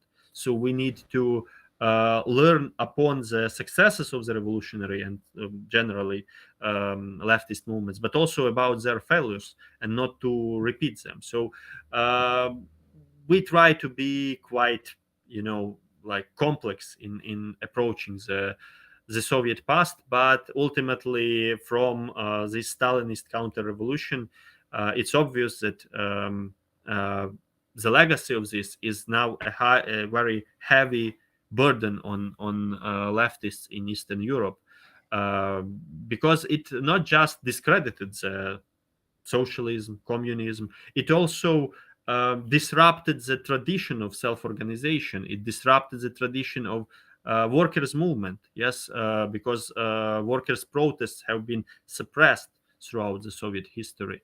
And then we have to reinvent ourselves as leftists almost from the scratch. Yes, so we had like a number of, say, leftist dissidents in Soviet history, and there were these spontaneous movements like the miners' strikes in the late 80s. Yes, but the tradition, the legacy of this rich legacy of socialist leftist struggles in the past, it was destroyed actually by those same Stalinist Brezhnevist bureaucracy.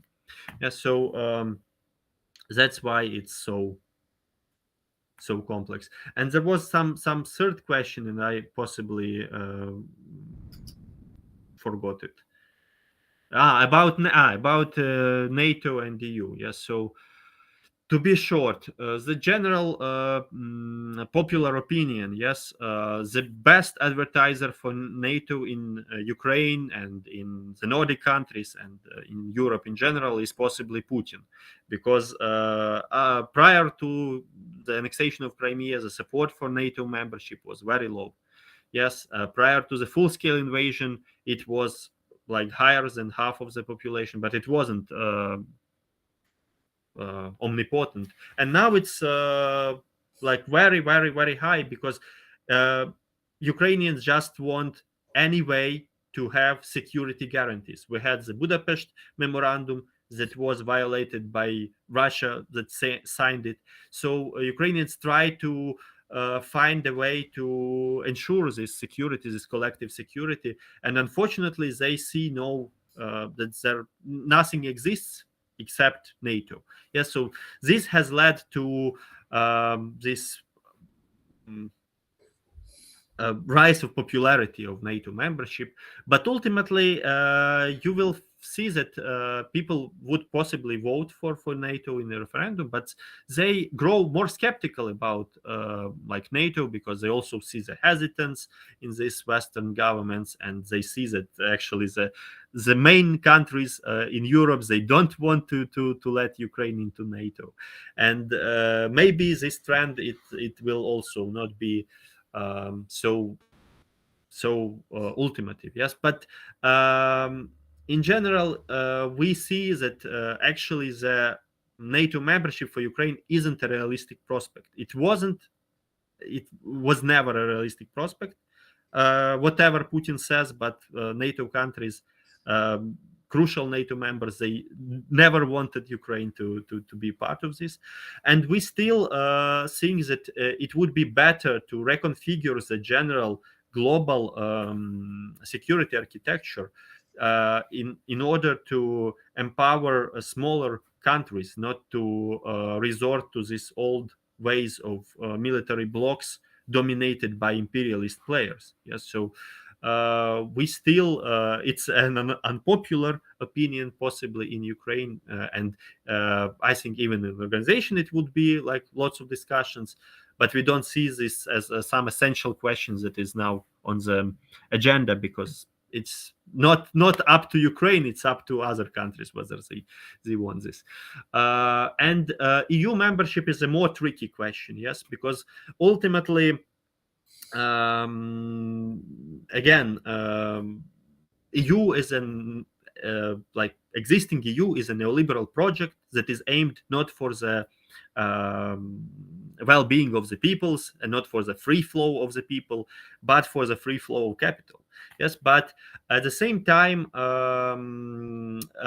those things that people are usually concerned in Europe when they criticize European Union, they have been already implemented in Ukraine. So we had lots of neoliberal policies without any EU. And if for Norway, joining EU would be a huge decrease in social guarantees, for Ukraine it may be even more tools, yes, to appeal for like the European Social Charter. But ultimately, if people speak about Europe as European Union in Ukraine, they will also mean completely different things. Yes, so if you speak with these neoliberal pundits, business experts, they will say, "Oh, EU, nice. We need more deregulation. We need more, like free flow of capital. We need more investment, more everything." So they see this neoliberal project, yes, there. But if you speak with most trade unionists, they will say Europe, it's about militant unions, it's about higher social standards, it's about this general welfare state. So they will see maybe more faultly, but they will see this side of this coin. So we think that again it will be quite a complex question, but sometimes, yes, if you have all the negative effects of something and you are outside of it, you cannot even influence it. It's worse than being inside and trying to join others in the ways to combat these trends.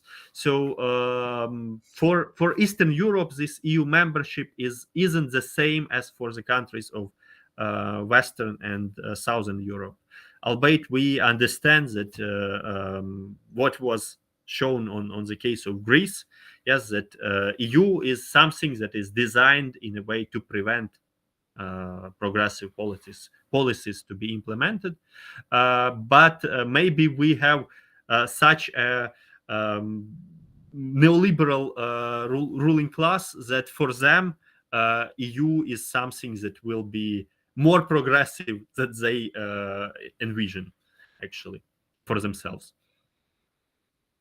Thank you very much. Thank you. Now, this was great response. I'm not following up in the interest of the next questions. There was a question from Angelo and then one from Giuseppe.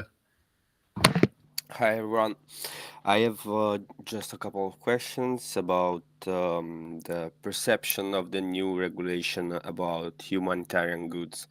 How is it already affecting the voluntary work? How is it perceived also in the key of coming closer to Europe? And especially how much is really affecting the humanitarian help? And the second question is about the general politics right now in Ukraine.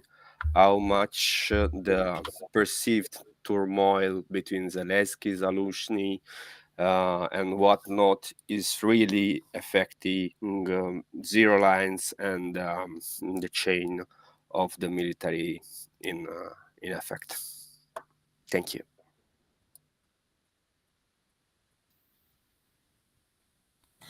Okay, I think I can talk about. Sorry, I think I can talk about changes in humanitarian regulations. Yes, generally, all the volunteers, all the volunteer organizations are they hate these changes because it's designed towards regulating the biggest humanitarian organizations, and but it's affecting all the organizations, and there are a lot of quite small NGOs and not registered organizations who are working in the humanitarian field. Yeah, it's making the work harder, but it really doesn't change the amount. It makes make us do more effort, but and our comrades who are delivering the goods from Europe, it makes more work, more paperwork, but generally it's not something that changes. It's not a game changer. Yeah. And the second question about the conflict of Zelensky and Zaluzhny. Yeah, I think it's a difficult question, but for sure it can impact the people on the front line. I can tell from my experience of I have a lot of friends and comrades there, and like it's not the best feeling when you are in the shit, you are really risking your life, you are like you are going through the worst shit that humans could possibly go through, and you hear that like political top can't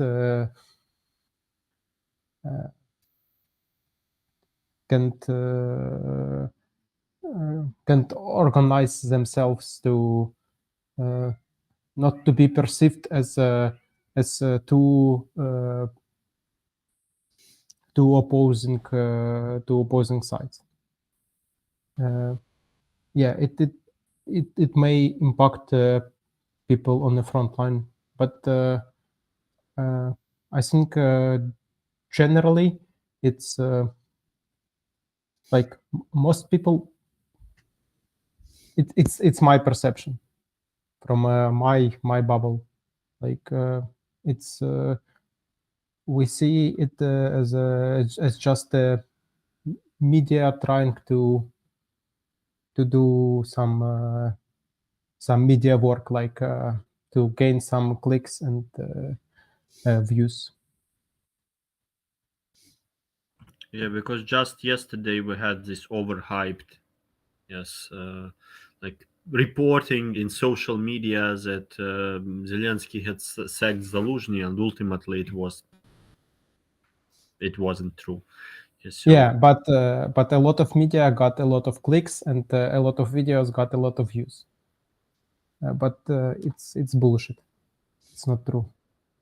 Yeah. So ultimately, I have no clue what actually like exists between them. Whether this cleavage is so irreconcilable and like there is like real conflict, or it's only hyped up. So yeah, and I think it's maybe it's a problem that they don't communicate it right, but like I think they should have done a proper communication. They like two people doing like an interview, like 3, 4, 5 months ago.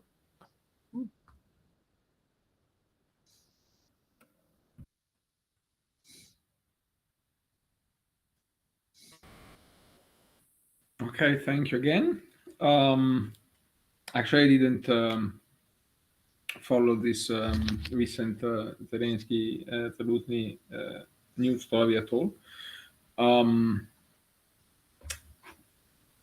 Well, now we have one last, I guess, one last question from Giuseppe, one of our comrades from another one. There were many from Sinistra per Ukraine.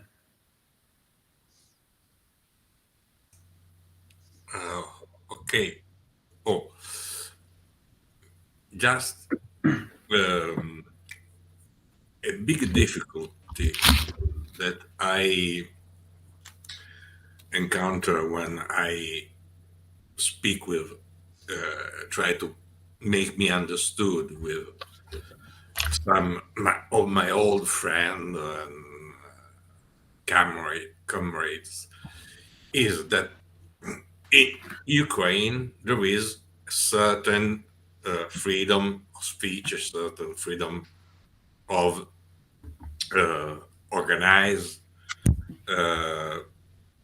trade unionism and so on, because many of this old friend of mine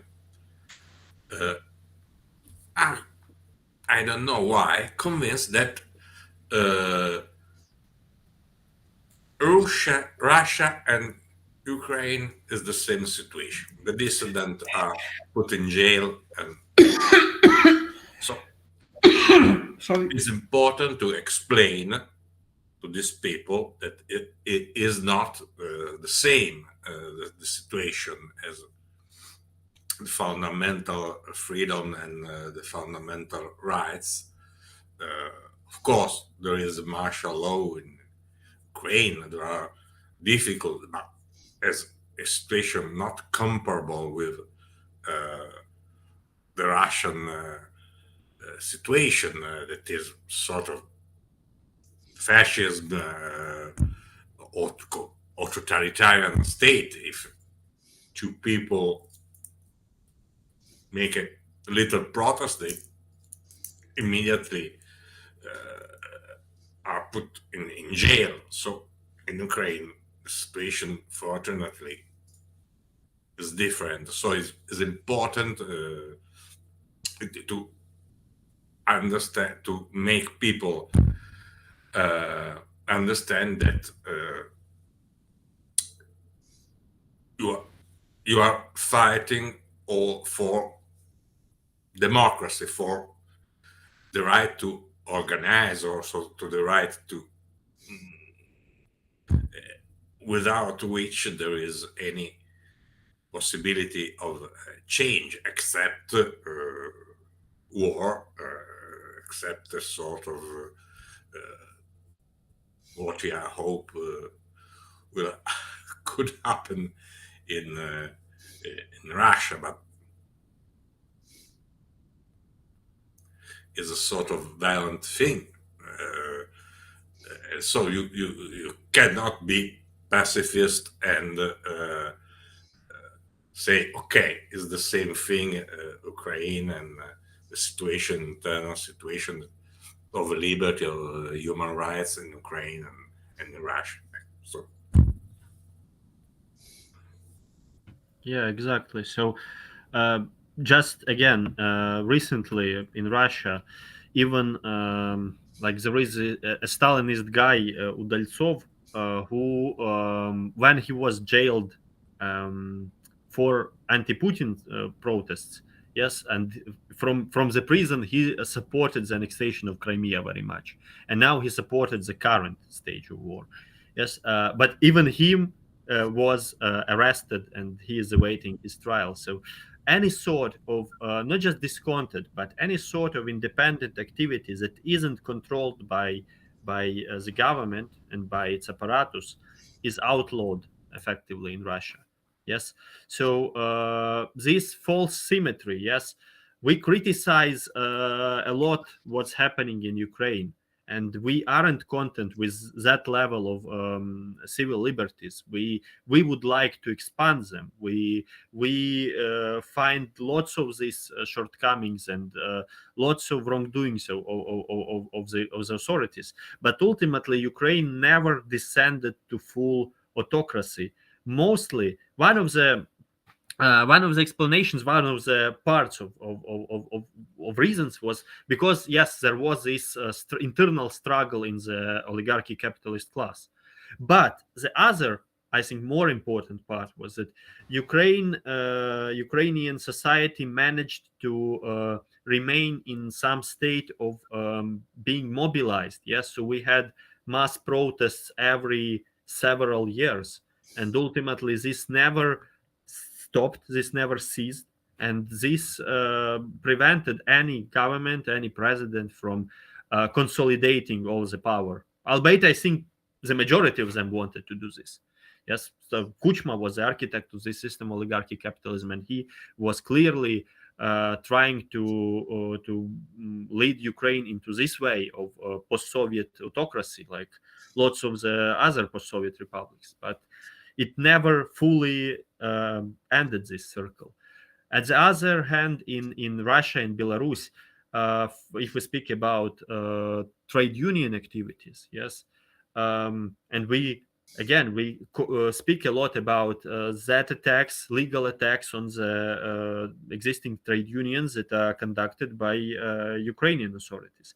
But it means that Ukrainian trade unions, they can agree to disagree. They can actually conduct their activity, even if this activity goes against the intentions of the government.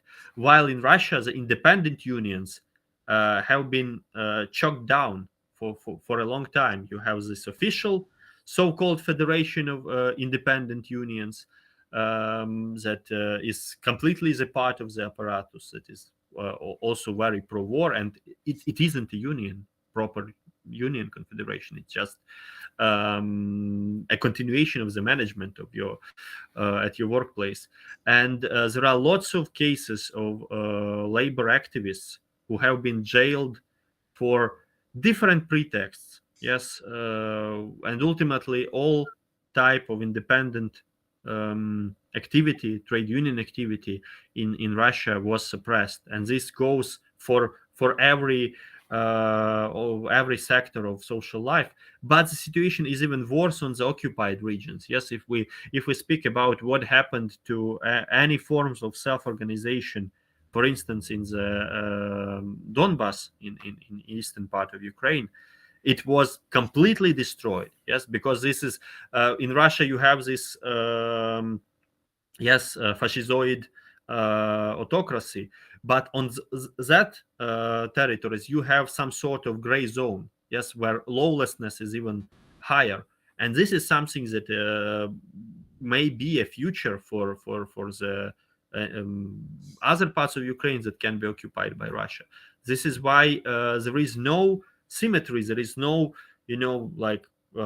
both are the same. Both are bourgeois regimes. So we shouldn't support any of them. You shouldn't support the governments, but you should think about those people who are affected. Yes, and again, this is not a question about pacifism, because I have met people who are 100% pacifists, who were actually volunteering for humanitarian work in Ukrainian regions, because yes, your convictions, they say you shouldn't take arms into your hands. I would never want to kill people, even if these people are fascist aggressors. Yes, but these people who are genuine pacifists, they found ways to actually be in solidarity with the people in other ways. Yes.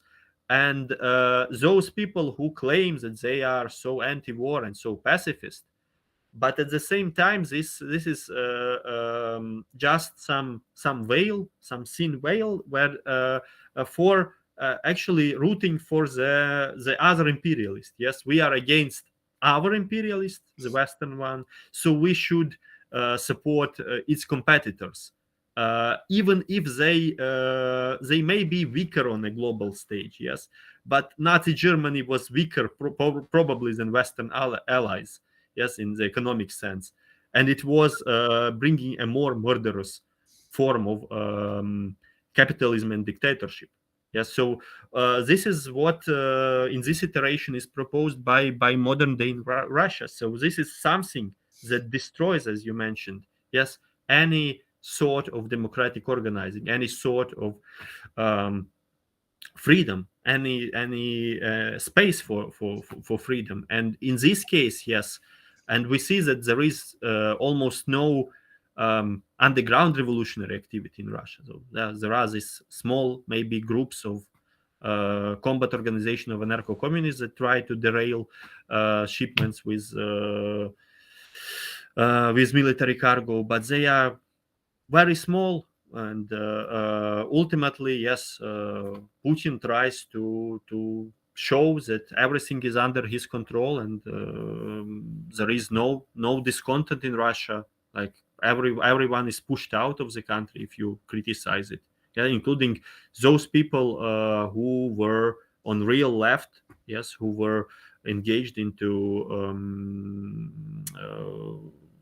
trade union activism, into leftist politics, like Mikhail Lobanov and lots of others. So this is completely, yes, this is a false equation. Yes.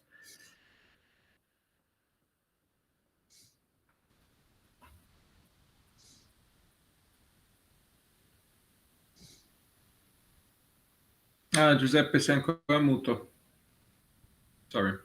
No, thank you. You are extremely clear, and Okay. I will take this my old friends to listen to your last intervention.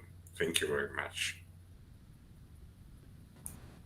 There is Alexei as racialist. Thank you very much for your time and attention. But I have to go. I need to get up early tomorrow. So yeah, maybe if somebody have a direct question,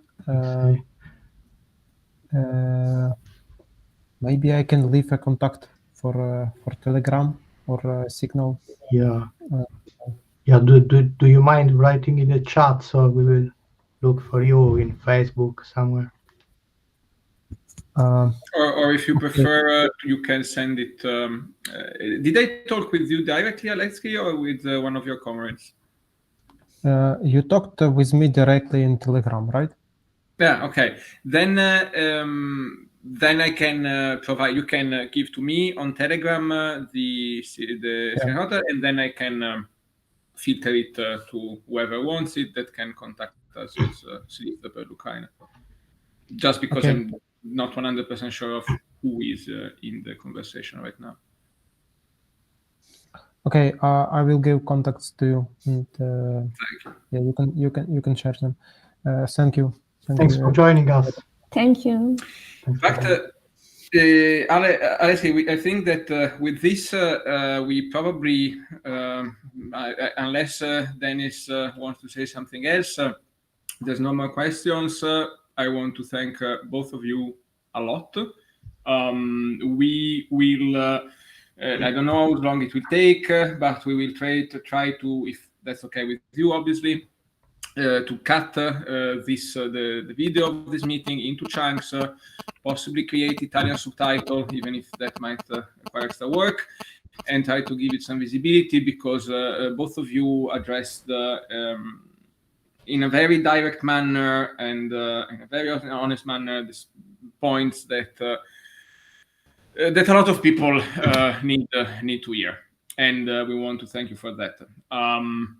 We will be happy to do this again, and yeah, please consider anytime you need a small platform in Italy, we are here for whatever that means. And just at this point, we are, given that it's late, there's only 9 people left. I will renew the reminder. Please donate to this specific crowdfunding and the other ones that you will see popping up on the Solidarity Collective page. Follow Sozialny Rukh, follow Commons, fantastic articles. And yeah, and then to the next time. Thank you. Thank you. Grazie. Prego. Thank you.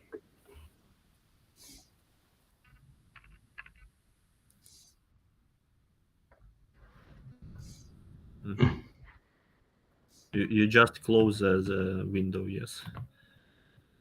You don't need to log out. Bye, Dennis.